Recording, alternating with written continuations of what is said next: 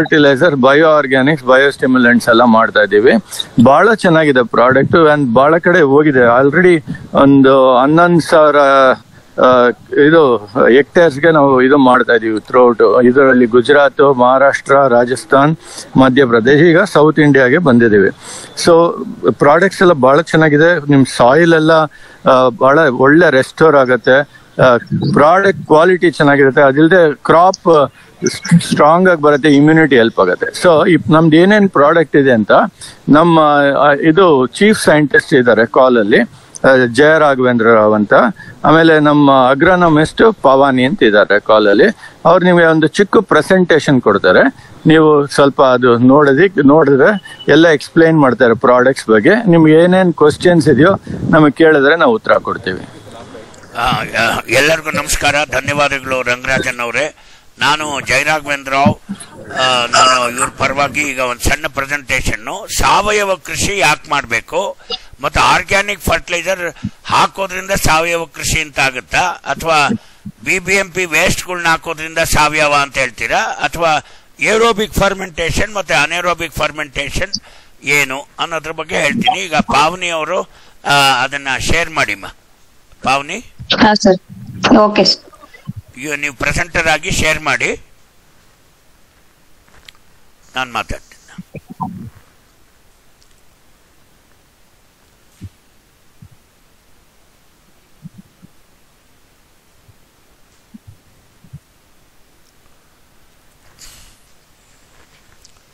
Slide show ಮಾಡಮ್ಮ. Okay, ಎಲ್ಲರಿಗೂ ನಮಸ್ಕಾರ ಮತ್ತೊಮ್ಮೆ. ಈಗ ಅಮೂಲ್ ಐ ಕಿಸಾನ್, ನೀವು ಅಮೂಲ್ ಡೈರಿ ಬಗ್ಗೆ ಕೇಳಿರ್ಬೋದು. ರಂಗರಾಜನ್ ಅವರು ಈಗ ತಾನೇ ಹೇಳಿದ್ರು.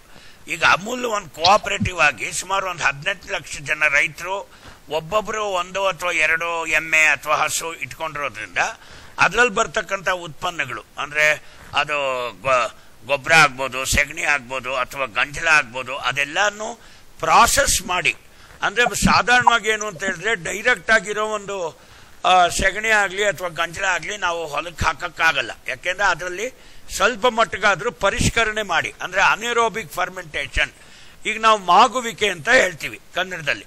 ಮಾಗೋದು ಅಂದ್ರೆ ಏನೋ, ಈಗ ಉಪ್ಪಿನಕಾಯಿ ಕಳಿಯೋದು ಅಂತ ಹೇಳ್ತೀವಿ, ತಿಪ್ಪೆ ಗೊಬ್ಬರನ ಮಾಗೋದು ಅಂತ ಹೇಳ್ತೀವಿ, ತಿಪ್ಪೆ ಗೊಬ್ಬರ ಇನ್ನೂ ಕಳ್ತಿಲ್ಲ ಅಂತ ಹೇಳ್ತೀವಿ. ಇದು ಕನ್ನಡದಲ್ಲಿ ನಾವು ಈ ತರ ಕೆಲವು ಶಬ್ದಗಳನ್ನ ಪ್ರಯೋಗ ಮಾಡ್ತೀವಿ.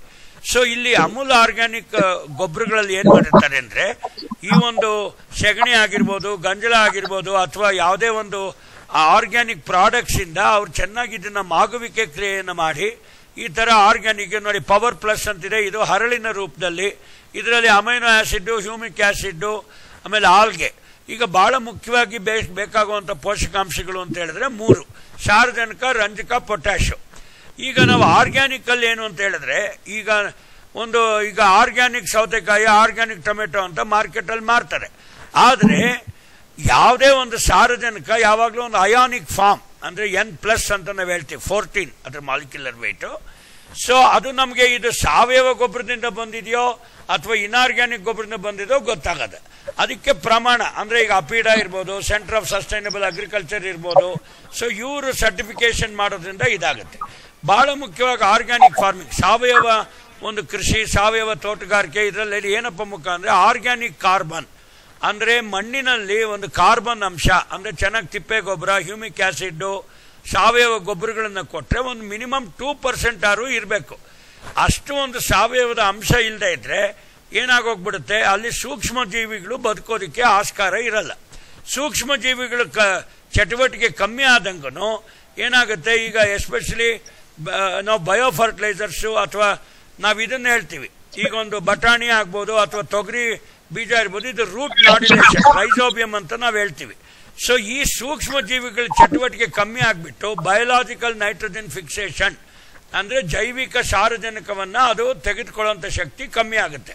ಸೊ ಆದ್ರಿಂದ ನಾವು ಈ ಸಾವಯವ ಕೃಷಿನಲ್ಲಿ ಅರ್ಥ ಆಯ್ತಾ, ಆರ್ಗ್ಯಾನಿಕ್ ಕಾರ್ಬನ್ ಮುಖ್ಯ, ಮತ್ತೆ ಮಿಕ್ಕ ಈ ಒಂದು ಸಾವಯವದ ಗೊಬ್ಬರಗಳು ಇಲ್ಲಿ ಪವರ್ ಪ್ಲಸ್ ಅಂತಿದೆ, ಆಮೇಲೆ ಫರ್ಟಿಲೈಸರ್ ಗೋಲ್ಡ್ ಅಂತ ಇದೆ, ಆಮೇಲೆ ಇದು ದ್ರವ ರೂಪದಲ್ಲಿ ಕೂಡ ನಮ್ಮ ಹತ್ರ ಸುಮಾರು ಫರ್ಟಿಲೈಸರ್ಗಳು ಇದಾವೆ. ರಿಚ್ ಪ್ಲಸ್ ಅಂತ ಒಂದಿದೆ, ಫಾಸ್ಫೋರ್ ರಿಚ್ ಅಂತಿದೆ. ಸೊ ಎಲ್ಲಾನು ದ್ರವ ರೂಪದಲ್ಲಿ ಆಗಿರ್ಬೋದು, ಹರಳಿನ ರೂಪದಲ್ಲಿ ಆಗಿರ್ಬೋದು, ಮತ್ತೆ ಇಲ್ಲಿ ಇನ್ನೊಂದು ಚೀಲ ನೀವು ನೋಡ್ತಾ ಇದ್ದೀರಾ, ರೂಟೆಕ್ಸ್ ಅಂತ ಹೇಳ್ಬಿಟ್ಟು. ಇದರಲ್ಲಿ ಏನು ವೆಸಿಕ್ಯುಲಾರ್ ಆರ್ಬಸ್ಕ್ಯುಲಾರ್ ಮೈಕೋರೈಸಾ ಅಂದ್ರೆ ಇದು ಫಾಸ್ಫರಸ್ ಏನಾಗಿರುತ್ತೆ, ಫಿಕ್ಸ್ ಆಗಿರುತ್ತೆ ಸಾಯಿಲಿ. ಫಾಸ್ಫರಸ್ ಅಂಶವನ್ನ ಇದು ಜನಗಳಿಗೆ ಅಂದ್ರೆ ಇದು ನಮ್ಮ ಗಿಡಗಳಿಗೆ ತೆಗೆದುಕೊಳ್ಳೋ ರೂಪದಲ್ಲಿ ಇದನ್ನ ಮಾಡ್ತಾರೆ. ಸೊ ಆದ್ರಿಂದ ಈ ಒಂದು ಸಾವಯವ ಕೃಷಿಗೆ ಇದೆಲ್ಲ ಬಹಳ ಉತ್ತಮವಾಗಿರುವಂತಹ ಅಂಶ. Next slide please. ಈಗ ನಾವು ಇದನ್ನೇ ಹೇಳಿದ್ವಿ, ಯಾಕೆ ಅಮೂಲ್ ಇದಕ್ಕೆ ಬಂದಿದೆ ಅಂತ ಹೇಳಿ.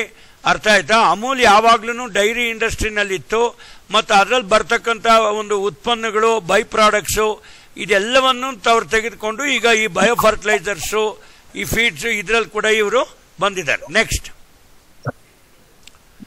ಈಗ ಜೈವಿಕ ಗೊಬ್ಬರ ಯಾಕೆ ಅಂತ ಇಷ್ಟೊತ್ತು ನಾ ಹೇಳಿದ್ದೀನಿ. ಈಗ ಜೈವಿಕ ಗೊಬ್ಬರ ಇಲ್ಲದೆ ಇದೇನಾಗುತ್ತೆ, ಒಂದು ಬೇರಿನ ಸುತ್ತಮುತ್ತ ಇರ್ಬೋದು ಅಥವಾ ಒಂದು ಗಿಡದ ಸುತ್ತಮುತ್ತ ಇರ್ಬೋದು, ಸೂಕ್ಷ್ಮ ಜೀವಿಗಳ ಚಟುವಟಿಕೆ ಬೇಕಾದಷ್ಟು ಇರುತ್ತೆ. ಈಗ ಒಂದು ನಾವು ಏನೇ ಊಟ ಮಾಡಿದ್ರು ನಮ್ಗೆ ಅದು ಅರಗೋದು ಅನ್ನೋದು ಅದು ಎಲ್ಲನೂ ಒಂದು ಜೈವಿಕ ಕ್ರಿಯೆ, ಮೈಕ್ರೋ ಆರ್ಗಾನ್ ಸೂಕ್ಷ್ಮ ಜೀವಿಗಳಿಂದ ಆಗುವಂತ ಒಂದು ಕ್ರಿಯೆ. ಸಾಧಾರಣವಾಗಿ ನಾವೇನು ಹೇಳ್ತೀವಿ, ಒಂದು ನ್ಯಾಚುರಲ್ ಫಾರ್ಮಿಂಗ್, ಆರ್ಗ್ಯಾನಿಕ್ ಫಾರ್ಮಿಂಗ್, ಅಲ್ಲೇನು ಹೇಳ್ತೀವಿ, climate sensitive agriculture, climate sensitive horticulture. ಯಾವಾಗಲೂ ಇನ್ಪುಟ್ ಸೆನ್ಸಿಟಿವ್ ಅಗ್ರಿಕಲ್ಚರ್ ಅಂತ ಹಿಂದೆ ಇತ್ತು. ಯಾವಾಗ ನಮ್ಮ ಹರಿತ್ ಕ್ರಾಂತಿ ಎಲ್ಲ ಬಂದಾಗ ಜಾಸ್ತಿ ಗೊಬ್ಬರ ಹಾಕು, ಜಾಸ್ತಿ ಇಳುವರಿ ತೆಗಿ, ಹೈ ಈಲ್ಡಿಂಗ್ ವೆರೈಟಿ ಪ್ರೋಗ್ರಾಮ್ 1965ರಲ್ಲಿ ಬಂತು. ಈಗ ನ್ಯಾಚುರಲ್ ಫಾರ್ಮಿಂಗು, ಸ್ವಾವಲಂಬನ ಕೃಷಿ ಅಥವಾ ಪಾರಂಪರಾಗತ ಕೃಷಿ ಅಂತ ನಮ್ಮ ಈ ಮೋದಿ ಅವರ ಕಾರ್ಯಕ್ರಮದಲ್ಲಿ ಏನು ಅಂತ ಹೇಳಿದ್ರೆ, ಕ್ಲೈಮೇಟ್ ಸೆನ್ಸಿಟಿವ್ ಅಗ್ರಿಕಲ್ಚರ್, ಸೂಕ್ಷ್ಮ ಜೀವಿಗಳನ್ನ ಇನ್ನೂ ಹೆಚ್ಚು ಉತ್ತೇಜನವನ್ನು ಕೊಟ್ಟು, ಅರ್ಥ ಆಯ್ತಾ, ಒಂದು ನ್ಯಾಚುರಲ್ ಫಾರ್ಮಿಂಗ್ ಮುಖಕ್ಕೆ ನಾವು ಹೋಗ್ತಾ ಇದ್ದೀವಿ. ಇದರಲ್ಲಿ ಬರ್ತಕ್ಕಂಥ ಉತ್ಪನ್ನಗಳು, ಉತ್ಪಾದಗಳು ಮತ್ತೆ value added products, jam, jelly, so ಈಗ ಎಲ್ಲೋದು ಕೂಡ ಆರ್ಗ್ಯಾನಿಕ್ ಪ್ರಾಡಕ್ಟೇ ಬೇರೆ ಇರುತ್ತೆ, ಇನ್ಆರ್ಗ್ಯಾನಿಕ್ ಪ್ರಾಡಕ್ಟೇ ಬೇರೆ ಇರುತ್ತೆ. ಸ್ವಲ್ಪ ಪ್ರೀಮಿಯಂ ಪ್ರೈಸ್ ಅಂದ್ರೆ ಒಂದು 2-3 ರೂಪಾಯಿ ಜಾಸ್ತಿ ರೇಟ್ಗಳು ಕೂಡ ಬರೋದಕ್ಕೆ ಆಸ್ಕಾರ ಇರುತ್ತೆ. ಅದಕ್ಕೋಸ್ಕರ ನಾವು ಜೈವಿಕ ಗೊಬ್ಬರಗಳನ್ನ ಬಳಸ್ತೀವಿ. Next please. ಈಗ ಇಲ್ಲಿ ಈ ರಿಚ್ ಪ್ಲಸ್ ಅನ್ನುವಂಥ ಒಂದು ಸಂಸ್ಥೆ ಏನಿದೆ, ಇದು ಅಮೂಲ್ ಆರ್ಗ್ಯಾನಿಕ್ ಪ್ರಾಡಕ್ಟ್ಸ್ ನ ಇದು ಮಾಡ್ತಕ್ಕಂಥದ್ದು. ಇದಕ್ಕೆ ನಮ್ಮ ಕರ್ನಾಟಕಗೆ ರಂಗರಾಜನ್ ಅವರು, he is our managing director. ಅರ್ಥ ಆಯ್ತಾ? ಈ ಕರ್ನಾಟಕದಲ್ಲಿ ನಾವು ಎಲ್ಲ 31 ಜಿಲ್ಲೆಗಳಲ್ಲಿ ಕೂಡ ಕೆಲವು ಡೀಲರ್ಸ್ನ ಮಾಡ್ತೀವಿ. ಆಮೇಲೆ ಈಗ ಸುಮಾರು ರೈತ ಉತ್ಪಾದಕರ ಸಂಘ FPO ಮುಖಾಂತರ ಕೂಡ ನಾನು ಹೋಗಿರೋದುಂಟು. ನಾನು ಇವ್ರು 3 ಜನ ಹೋಗಿ ಎಲ್ಲ ಕಡೆ ಈ ಒಂದು ಅವೇರ್ನೆಸ್, ಅವ್ರಿಗೆ ಒಂದು ಜಾಗರಣೆಯನ್ನು ನಾವು ಕ್ರಿಯೇಟ್ ಮಾಡ್ತಾ ಇದ್ದೀವಿ. ಬರೀ ಮಾರಾಟ ಮಾಡೋದು, ಲಾಭ ಮಾಡೋ ಉದ್ದೇಶದಿಂದ ಇಲ್ಲಿ ಎಲ್ಲರೂ ಸೇರ್ಕೊಂಡಿಲ್ಲ. ಆಮೇಲೆ ಜೀವನದಲ್ಲಿ ಪ್ರತಿಯೊಂದು ಕೂಡ ಲಾಭ ದೃಷ್ಟಿಯಲ್ಲೇ ನೋಡೋಕ್ಕಾಗಲ್ಲ. ಒಂದು ಮಣ್ಣಿನ ವಾತಾವರಣ, ಒಂದು ಮಣ್ಣಿನ ಸೂಕ್ಷ್ಮ ಜೀವಿಗಳ ಚಟುವಟಿಕೆ, ಸೊ ಈಗ ಆರೋಗ್ಯ, ಮಣ್ಣಿನ ಆರೋಗ್ಯ ಮತ್ತು ಕೃಷಿಯ ಆರೋಗ್ಯ ಇವೆಲ್ಲನೂ ಈ ಆರ್ಗ್ಯಾನಿಕ್ ಫಾರ್ಮಿಂಗ್ ಅಲ್ಲಿ ಅಡಗಿದೆ. ನೆಕ್ಸ್ಟ್, ಸೊ ಈಗ ಆರ್ಗ್ಯಾನಿಕ್ ಮಾಡೋದ್ರಿಂದ ಏನೇನಾಗುತ್ತೆ ಅಂತ ನಾವು ಹೇಳಿದ್ವಿ.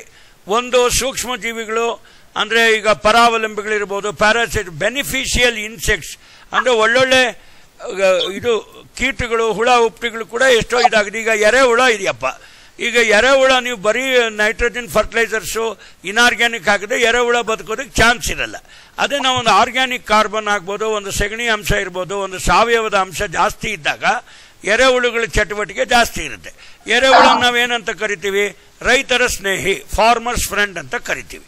ಸೊ ಎರೆಹುಳ ಏನ್ ಮಾಡುತ್ತೆ, ಅದು ಈ ಪರಿಸರದಲ್ಲಿ ಇರ್ತಕ್ಕಂಥ ಎಷ್ಟೋ ಸಾವಯವ ಅಂಶನ ತಿನ್ಬಿಟ್ಟು ಅದರಿಂದ ವಿಸರ್ಜನೆ ಆಗುವಂಥ ತ್ಯಾಜ್ಯಗಳೇನಿದೆ ಅದು ಒಳ್ಳೆ ಆರ್ಗ್ಯಾನಿಕ್ ಗೊಬ್ಬರವಾಗಿ ಕನ್ವರ್ಟ್ ಆಗುತ್ತೆ.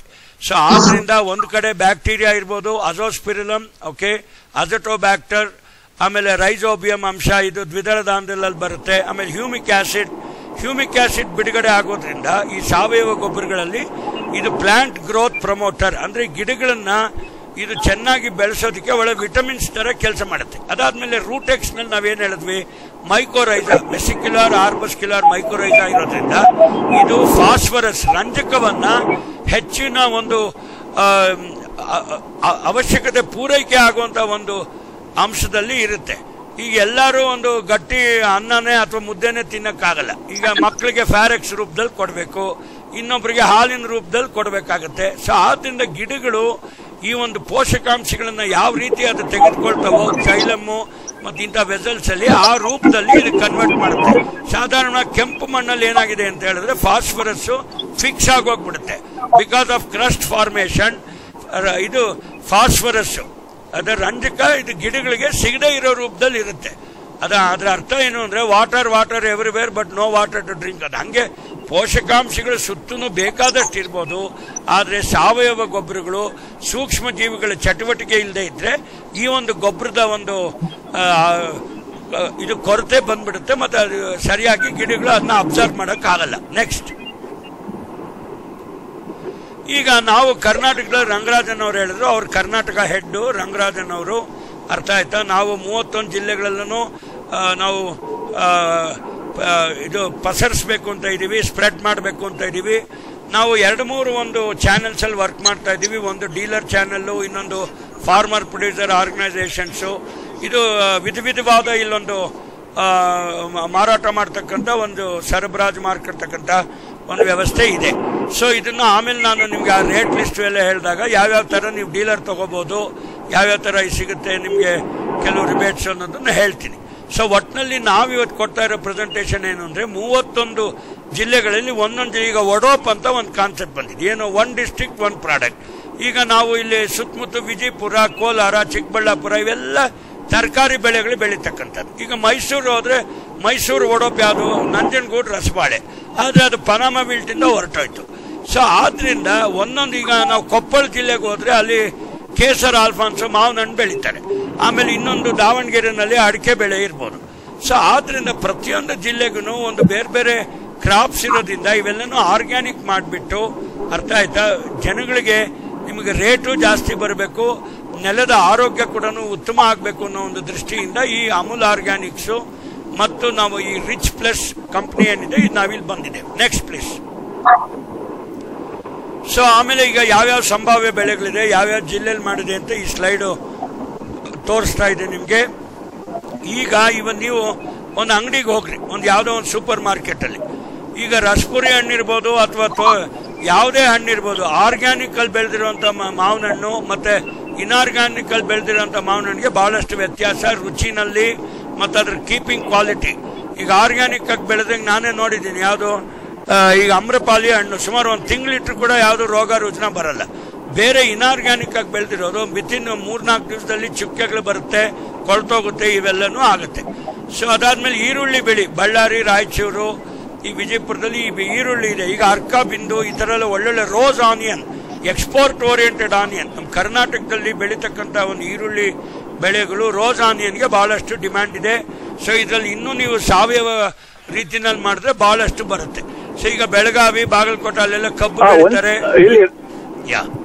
ನೆಕ್ಸ್ಟ್, ಇಲ್ಲಿ ರಂಗರಾಜನಲ್ಲಿ ಸೊ ನಾವ್ ಏನ್ ಹೇಳ್ತೀವಿ ಅಂದ್ರೆ, ನೀವು ಫುಲ್ ಆರ್ಗ್ಯಾನಿಕ್ ಮೂವ್ ಮಾಡ್ಬೇಕಾಗಿಲ್ಲ. ಈಗ ಸದ್ಯಕ್ಕೆ ನೀವು ಈಗ ಇದುವರೆಗೂ ಬರೀ ಕೆಮಿಕಲ್ ಯೂಸ್ ಮಾಡ್ತಾ ಇದ್ದೀರಾ, ಅದರಿಂದ ಕೆಮಿಕಲ್ ಪ್ಲಸ್ ನಮ್ಮ ಆರ್ಗ್ಯಾನಿಕ್ ಎರಡು ಅರ್ಧ ಯೂಸ್ ಮಾಡಬಹುದು. ಅವಾಗ ನಿಮ್ ಸಾಯಿಲ್ ಇಂಪ್ರೂವ್ ಆಗತ್ತೆ. ಆಮೇಲೆ ನಮ್ದು ಫೈಸಲ್ ಅಮೃತ್ ಅಂತ ಒಂದು ವಾಟರ್ ಬೇರೆ ಇದೆ, ವಾಟರ್ ಮಾಲಿಕ್ಯೂಲ್ ಇದೆ, ಅದು ಯೂಸ್ ಮಾಡಿದ್ರೆ ಅದು ನಿಮ್ಗೆ ಇದು ಫರ್ಟಿಲೈಸರ್ ಸೇವಿಂಗ್ ಕೊಡುತ್ತೆ. 20% ಕಮ್ಮಿ ಯೂಸ್ ಮಾಡಬಹುದು ಪ್ರಾಡಕ್ಟ್. ಆಮೇಲೆ ಇದು ಈಲ್ಡ್ 15% 20% ಜಾಸ್ತಿ ಕೊಡುತ್ತೆ. ವಾಟರ್ ಸೇವಿಂಗ್ 40% ವಾಟರ್ ಸೇವಿಂಗ್ ಇದೆ. ಅದೆಲ್ಲ ಯೂಸ್ ಮಾಡಿದ್ರೆ ಅದು ಹೇಳ್ತಾರೆ ಸಾರ್ ಹೇಳ್ತಾರೆ. ಈಗ ನಾನು ಏನ್ ಹೇಳ್ಬೇಕಂತ ಒಂದ್ ನಿಮಿಷ ಸರ್, ಒಂದ್ ನಿಮಿಷ. ನಾನು ಏನ್ ಹೇಳ್ಬೇಕಂತ ಇಷ್ಟಪಟ್ಟೆ ಅಂದ್ರೆ, ಇದು ನೀವು ಈಗ ನಿಮ್ ತೋಟಕ್ಕೆ ಈಗಲೇ 50% ನೀವು ಯೂಸ್ ಮಾಡ್ಬೋದು. ಆರ್ಗ್ಯಾನಿಕ್ ನೀವು ಮಾಡ್ತಾ ಇಲ್ದಿದ್ರು ಈಗ 50% ಇದಾಕಿ 50% ನಿಮ್ ಕೆಮಿಕಲ್ ಹಾಕಿ, ಅವಾಗ ಏನಾಗುತ್ತೆ, ನಿಮ್ ಈಲ್ಡ್ ಏನು ಇದಕ್ಕೆ ಕಮ್ಮಿ ಬರಲ್ಲ, ಈಲ್ಡ್ ಜಾಸ್ತಿ ಬರುತ್ತೆ, ಸಾಯಿಲ್ ಇಂಪ್ರೂವ್ ಆಗುತ್ತೆ, ಪದಾರ್ಥನೂ ಚೆನ್ನಾಗಿ ಬರುತ್ತೆ, ನಿಮ್ ಬೆಳೆ ಚೆನ್ನಾಗಿ ಬರುತ್ತೆ, ಕ್ರಾಪ್ ಚೆನ್ನಾಗಿ ಬರುತ್ತೆ. ನೆಕ್ಸ್ಟ್ ಟೈಮ್ 80% ನಮ್ದು ಆರ್ಗ್ಯಾನಿಕ್ ಯೂಸ್ ಮಾಡಿ, ಅದಕ್ಕೆ ಆದ್ಮೇಲೆ 100% ಫುಲ್ ಮಾಡೋದು. ಅದೇ ಒಂದು ರೋಡ್ ಮ್ಯಾಪ್ ಅಂತ ಹೇಳ್ತೀವಿ ನಾವು ಅದಕ್ಕೆ. ಇದು previous slide, you can go ahead. Pavani, previous slide please. ಈಗ ನಾ ಇಲ್ಲಿದ್ದೆ. ಈಗ ಪ್ರತಿಯೊಂದು ಜಿಲ್ಲೆಯಲ್ಲೂ ಈಗ ನಾವು ಒಡೋಪ್ ಬಗ್ಗೆ ನಾವು ಮಾತಾಡಿದ್ವಿ. ಪ್ರತಿಯೊಂದು ಈಗ ತುಮಕೂರು, ಧಾರವಾಡ ಇಲ್ಲೆಲ್ಲ ಎಣ್ಣೆ ಬೀಜಗಳಿದಾವೆ. ಈರುಳ್ಳಿ ಬಳ್ಳಾರಿ, ರಾಯಚೂರಲ್ಲಿ ಇದೆ. ಹಣ್ಣುಗಳು ಕೊಪ್ಪಳ, ಬಹಳ ಮುಖ್ಯವಾಗಿ ನಿಮಗೆ ಆಲ್ಫಾನ್ಸೋ ಬಗ್ಗೆ ಹೇಳಿದೆ. ತರಕಾರಿಗಳು ನಮಗೆ ಕೋಲಾರ, ಚಿಕ್ಕಬಳ್ಳಾಪುರ ಈ 4-5 ಜಿಲ್ಲೆಗಳಲ್ಲಿ ಬರೀ ತರಕಾರಿ. ಜೇನುತುಪ್ಪ, ಮಸಾಲೆಗಳು, ಕಾಫಿ ಚಿಕ್ಕಮಗಳೂರು, ಶಿವಮೊಗ್ಗ. ಆಮೇಲೆ ಈಗ ನಾವು ಇದಕ್ಕೆಲ್ಲ ಹೋದ್ರೆ ಮಂಡ್ಯ, ಉತ್ತರ ಕನ್ನಡ ಇಲ್ಲಿ ಭತ್ತ ಬೆಳೀತಾರೆ. ಸಣ್ಣ ಧಾನ್ಯಗಳಿಗೆ ಹಾವೇರಿ, ಚಿತ್ರದುರ್ಗದಲ್ಲಿ ಸಣ್ಣ ಧಾನ್ಯಗಳು, ದ್ವಿದಳ ಧಾನ್ಯಗಳು. ಸೊ ಎಲ್ಲಾ ತರದ ಒಂದು ಪುಷ್ಟಿಯನ್ನು ಕೊಟ್ಟು ಎಲ್ಲಾ ತರದ ಒಂದು ಪೂರಕಗಳನ್ನು ಕೊಟ್ಟಾಗ ಅವರು ರಂಗರಾಜನ್ ಸರ್ ಹೇಳ್ದಂಗೆ ಫಸ್ಟ್ 50%, 50% ನೀವು ಯಾವ ಬೇಸಾಯ ಕ್ರಮಗಳು ಉಪಯೋಗಿಸ್ತಾ ಇದ್ದೀರೋ ಅದು ಮಾಡಿ, ಇನ್ನೊಂದು 50% ಅಲ್ಲಿ ಆರ್ಗ್ಯಾನಿಕ್ ಹಾಕಿ. ನೀವು ಪ್ರತ್ಯಕ್ಷ ನೋಡಿದ್ರು ಪ್ರಮಾಣಿಸಿ ನೋಡ್ಬೇಕು ಅನ್ನೋದು ಬಹಳ ಒಂದು ಗಾದೆ ಮಾತು. ಸೊ ಆದ್ರಿಂದ ನೀವು ಇದನ್ನ ನೋಡ್ಬಿಟ್ಟು ಆಮೇಲೆ ನೀವು ಖಂಡಿತ ಇದು ನಿಧಾನಕ್ಕೆ ಇನ್ನೂ ಇಂಪ್ರೂವ್ ಆಗುತ್ತೆ. Next please. ಈಗ ನೋಡಿ, ನಮ್ದು ಈಗ ಜೈವಿಕ ಪರಿಹಾರಗಳು ಏನೇನಿದೆಯಪ್ಪ ಅಂದ್ರೆ, ಒಂದು ಪೌಡರ್ ರೂಪದಲ್ಲಿದೆ, ಒಂದು ಹರಳಿನ ರೂಪದಲ್ಲಿ ಸಾವಯವ ಗೊಬ್ಬರಗಳು ಮಾಡಿದ್ದಾರೆ. ಈಗ ನಾವೀಗ ಕಪ್ಪು ತೋರಿಸಿದ್ವಿ, power plus humic acid, amino acid rich. Rootex ಅಲ್ಲಿ ವೆಸಿಕ್ಯುಲರ್ ಆರ್ಬಸ್ಕ್ಯುಲರ್ ಮೈಕ್ರೋರೈಸಾ ಇದೆ. ಆಮೇಲೆ ಸೂಪರ್ ರಿಚ್ ಅನ್ನೋದ್ರಲ್ಲಿ 50 kg ಬ್ಯಾಗು ಇದೆ, 1 kg ಬ್ಯಾಗು ಇದೆ. ಸಾಧಾರಣವಾಗಿ ಒಂದು ಎಕರೆಗೆ ಬೇಸಾಯ ಕ್ರಮದಲ್ಲಿ 3 ಚೀಲ ಹಾಕ್ಬೇಕು. ಅದು ನಾನು ನಿಮಗೆ ಎಂಡಲ್ಲಿ ತೋರಿಸ್ತೀನಿ. ಅಂದ್ರೆ ಬಿತ್ತನೆ ಮಾಡೋಕ್ಕಿಂತ ಮುಂಚೆ ಬೇಸಲ್ ಡೋಸ್ ಹಾಕೊಡ್ಬೋದು. ಅದಾದ್ಮೇಲೆ ಒಂದು 30 ದಿವಸ ಆದ್ಮೇಲೆ ಯಾವ ತರ ಫೋಲಿಯಾರ್ ಅಪ್ಲಿಕೇಶನ್ ಅಂದ್ರೆ ಎಲೆಗಳು ಬಂದ್ಮೇಲೆ ಅದರಲ್ಲಿ ಸಿಂಪಡಣೆ ಮಾಡುವಂತ ಕಾರ್ಯಕ್ರಮ, ಲಿಕ್ವಿಡ್ ಬಯೋ ಫರ್ಟಿಲೈಸರ್ಸ್. ಈಗ ಸಾಧಾರಣವಾಗಿ ನೀವು ಎಲೆ ಮೇಲ್ಗಡೆ ಟೊಮೆಟೊ ಅಂತ ಇರುತ್ತೆ, ಕೆಳಗಡೆ ಡಾರ್ಸಲ್ ಸೈಡ್, ಇದು ಎಲೆ ಅಂತ ಹೇಳಿದ್ರೆ ಇದು ಮೇಲ್ಭಾಗ, ಕೆಳಗಡೆ ಟೊಮೆಟೊ ಮತ್ತೆ ಹೈಡಾಥೋಡ್ಸ್ ಅಂತ ಇರುತ್ತೆ, ಅದರಿಂದ ಕೂಡ ಅಪ್ಟೇಕ್ ಮಾಡುತ್ತೆ. ಸೊ ಆದ್ರಿಂದ ಪೋಷಕಾಂಶಗಳನ್ನ ಬರೀ ಬೇರಿಂದನೇ ಹೋಗುತ್ತೆ ಅನ್ನೋದು ತಪ್ಪು. ಸೊ ಯಾವಾಗ್ಲೂ ಜೈಲಮ್ ವೆಸಲ್ಸ್, ಯಾವಾಗ್ಲೂ ನಮ್ಮ ಪೋಷಕಾಂಶಗಳನ್ನ ಬೇರ್ನಿಂದ ಮೇಲ್ಗಡೆ ಇರುವಂತ ಲೀಫ್, ಅಲ್ಲಿ ಫೋಟೋಸಿಂಥಸಿಸ್ ಕ್ರಿಯೆ, ದ್ಯುತಿ ಸಂಶ್ಲೇಷಣಾ ಕ್ರಿಯೆ ನಡೀತಾ ಇರುತ್ತೆ. ಇದ್ರ ಚಟುವಟಿಕೆ ಇನ್ನೂ ಬಹಳ ಫಾಸ್ಟ್ ಆಗುತ್ತೆ. ಅರ್ಥ ಆಯ್ತಾ? ಬಹಳ ಮುಖ್ಯವಾಗಿ ಅಂದ್ರೆ ಎಂಟೈರ್ ಆರ್ಗ್ಯಾನಿಕ್ ಫಾರ್ಮಿಂಗ್ ಅಪ್ರೋಚ್ ಅಲ್ಲಿ ಸೂಕ್ಷ್ಮ ಜೀವಿಗಳು, ಪರಾವಲಂಬಿಗಳು ಮತ್ತು ಒಳ್ಳೊಳ್ಳೆ ಬೆನಿಫಿಷಿಯಲ್ ಇನ್ಸೆಕ್ಟ್ಸ್ ಮತ್ತು ಸೂಕ್ಷ್ಮ ಜೀವಿಗಳನ್ನ ನಾವು ಕಾಪಾಡಿಕೊಂಡು ಸಂರಕ್ಷಣೆ ಮಾಡಿಕೊಂಡು ಅದರಿಂದ ಕೂಡ ನಾವು ಚಟುವಟಿಕೆ ಮಾಡಿಸೋ ಒಂದು ಉದ್ದೇಶ ಇದಾಗಿದೆ. ನೆಕ್ಸ್ಟ್. ಸೊ ಅಮೂಲ್ ಬಾಯ್ ಇದೆಲ್ಲ ಹೇಳಿದ್ದಾಯ್ತು. ಆಮೇಲೆ ಯಾವ ರೀತಿ ಇನ್ಕಮ್ ಬರುತ್ತೆ, ನೀವು ನಿಧಾನಕ್ಕೆ ಹೋಗ್ತಾ ಹೋಗ್ತಾ ರಂಗರಾಜನ್ ಅವ್ರು ಇನ್ನೊಂದು ಮಾತು ಅವ್ರು ಹೇಳ್ತಾರೆ. ಆಮೇಲೆ ನಾವು ನಿಮ್ಗೆ ಮಾರ್ಕೆಟ್ ಲಿಂಕೇಜ್ ಮಾಡಿದಾಗ ಅಂದ್ರೆ ಬೈ ಬ್ಯಾಕ್ ಇರ್ಬೋದು ಅಥವಾ ಬೇರೆ ಯಾರ್ಯಾರೋ ನಿಮ್ಗೆ ಸೇಲ್ಸ್ ಮಾಡಿದಾಗ ಈ ಆರ್ಗ್ಯಾನಿಕ್ ಪ್ರಾಡಕ್ಟ್ಸ್ ಪ್ರೀಮಿಯಂ ಆಗಿ ಮಾರೋದಕ್ಕೂ ಕೂಡ ಒಂದು ವ್ಯವಸ್ಥೆ ಇದೆ. ಈಗ ಸದ್ಯಕ್ಕೆ ನೀವು ಒಂದು ಯಾವುದೋ ಒಂದು ಮಂಡಿಗೆ ಹೋಗ್ತೀರಾ, ಇದು ಆರ್ಗ್ಯಾನಿಕ್ ಟೊಮೆಟೊ, ಇದು ಇನ್ಆರ್ಗ್ಯಾನಿಕ್ ಟೊಮೆಟೊ ಅಂತ ಹೆಂಗ್ ಕಂಡುಹಿಡಿತೀರಾ, ಹೆಂಗ್ ಹೇಳ್ತೀರಾ? ಸೊ ಆ ಒಂದು ದಿಶೆನಲ್ಲಿ ಕೂಡ ಪ್ರಯತ್ನ ಮಾಡುತ್ತೆ. ನಿಮ್ಗೆ ಹೋಗ್ತಾ ಹೋಗ್ತಾ ಯಾವಾಗ ಈ ಮಾರ್ಕೆಟ್ ಲಿಂಕೇಜಸ್ ನಾವು ಮಾಡ್ತೀವಿ ನಿಮ್ಗೆ ಅರ್ಥ ಆಗುತ್ತೆ. Next please.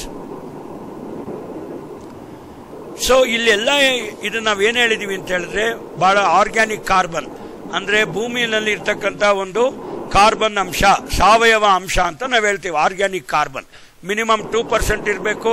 ಅದಾದ್ಮೇಲೆ ಒಳ್ಳೆ ತಿಪ್ಪೆ ಗೊಬ್ಬರ ಹೊಡೆದ್ರೆ, ಈಗ ಸಾಧಾರಣವಾಗಿ BBMP ಅವರು 800 ರೂಪಾಯಿಗೆ 1 ಟನ್ನು ನಿಮ್ಗೆ ಇದು ಆ ತಿಪ್ಪೆ ಗೊಬ್ಬರ ತರ ಕೊಡ್ತಾರೆ. ಅದನ್ನೇ ಹಾಕಿದ್ರೆ ಆರ್ಗ್ಯಾನಿಕ್ ಅಂತ ಆಗುತ್ತಾ ಅಂತ ನೀವು ಒಂದು ಕ್ವಶನ್ಸ್ ಕೇಳ್ಬೋದು. ಅದು ಆಗಲ್ಲ. ಯಾಕೆ ಅಂತ ಹೇಳಿದ್ರೆ, ಯಾವುದೇ ಒಂದು ಕಾಂಪೋಸ್ಟ್ ಆಗ್ಬೋದು, ತಿಪ್ಪೆ ಗೊಬ್ಬರ ಇರ್ಬೋದು, ಕೊಟ್ಟಿಗೆ ಗೊಬ್ಬರ ಇರ್ಬೋದು, ಅನೇರೋಬಿಕ್ ಫರ್ಮೆಂಟೇಷನ್ ಅಂದ್ರೆ ಗಾಳಿಯ ಸೋಂಕಿಲ್ಲದೆ ಒಳಗೆ ಮಾಗಬೇಕದು. ಅವಾಗ ಮಾತ್ರ ಅದರಲ್ಲಿ ಇರ್ತಕ್ಕಂಥ ಪೋಷಕಾಂಶಗಳು ಫಲವತ್ತತೆಯನ್ನು ಜಾಸ್ತಿ ಕೊಡುತ್ತೆ. ಸುಮ್ಮನೆ ಯಾವುದೋ ಒಂದು ಕಸ ಕಡ್ಡಿ, ಅರ್ಥ ಆಯ್ತಾ, ಸರಿಯಾಗಿ ಫರ್ಮೆಂಟ್ ಆಗದೆ ಇರೋದು ಹಾಕಿದ್ರೆ ಇನ್ನೂ ರೋಗ ರುಜಿನಗಳು ಹೆಚ್ಚಾಗ್ಬೋದು. ಸೊ ಆದ್ರಿಂದ ಎಲ್ಲರೂ ಕೇಳ್ತಾ ಇದ್ರು, BBMP ವೇಸ್ಟ್ 800 ರೂಪಾಯಿ ಸಿಗುತ್ತೆ 1 ಟನ್ನು, ಅದೇ ಒಂದು ಟ್ರ್ಯಾಕ್ಟರ್ ತಿಪ್ಪೆ ಗೊಬ್ಬರ ನೀಟಾಗಿ ಹೊಡೆದಿರೋದು 2700 ಇದೆ ಅಂತ. ಸೊ ಈ ರೇಟ್ ವ್ಯತ್ಯಾಸ ಯಾಕೆ ಅಂತ ಹೇಳಿದ್ರೆ, ಈ ತರ ಒಂದು ಸೂಕ್ಷ್ಮ ಜೀವಿಗಳ ಕ್ರಿಯೆಯಿಂದ ನಾವು ಇದನ್ನ ಮಾಗಿಸ್ತೀವಿ, ಅದಕ್ಕೋಸ್ಕರ ಇದ್ರ ಬೆಲೆ ಜಾಸ್ತಿ. ನೆಕ್ಸ್ಟ್. ಸೊ ಈಗ ಗ್ರಾನ್ಯುಲರ್ ಅಂದ್ರೆ ಪುಡಿ ರೂಪದಲ್ಲಿದೆ, ಹರಳಿನ ರೂಪದಲ್ಲಿದೆ, ಅರ್ಥ ಆಯ್ತಾ? ಸಾಧಾರಣವಾಗಿ ನೆಕ್ಸ್ಟ್ ಇದು ಹೇಳಿದೆ, ಒಂದು ಚೀಲದಲ್ಲಿ 50 kg ಚೀಲ, ಅದು 3 ಚೀಲ ಬೇಕು 1 ಎಕರೆಗೆ. ಅದಾದ್ಮೇಲೆ ಅಮೂಲ್ ಗೋಲ್ಡ್ ಅಂತಿದೆ, ನಾವ್ ಹೇಳಿದ್ವಿ.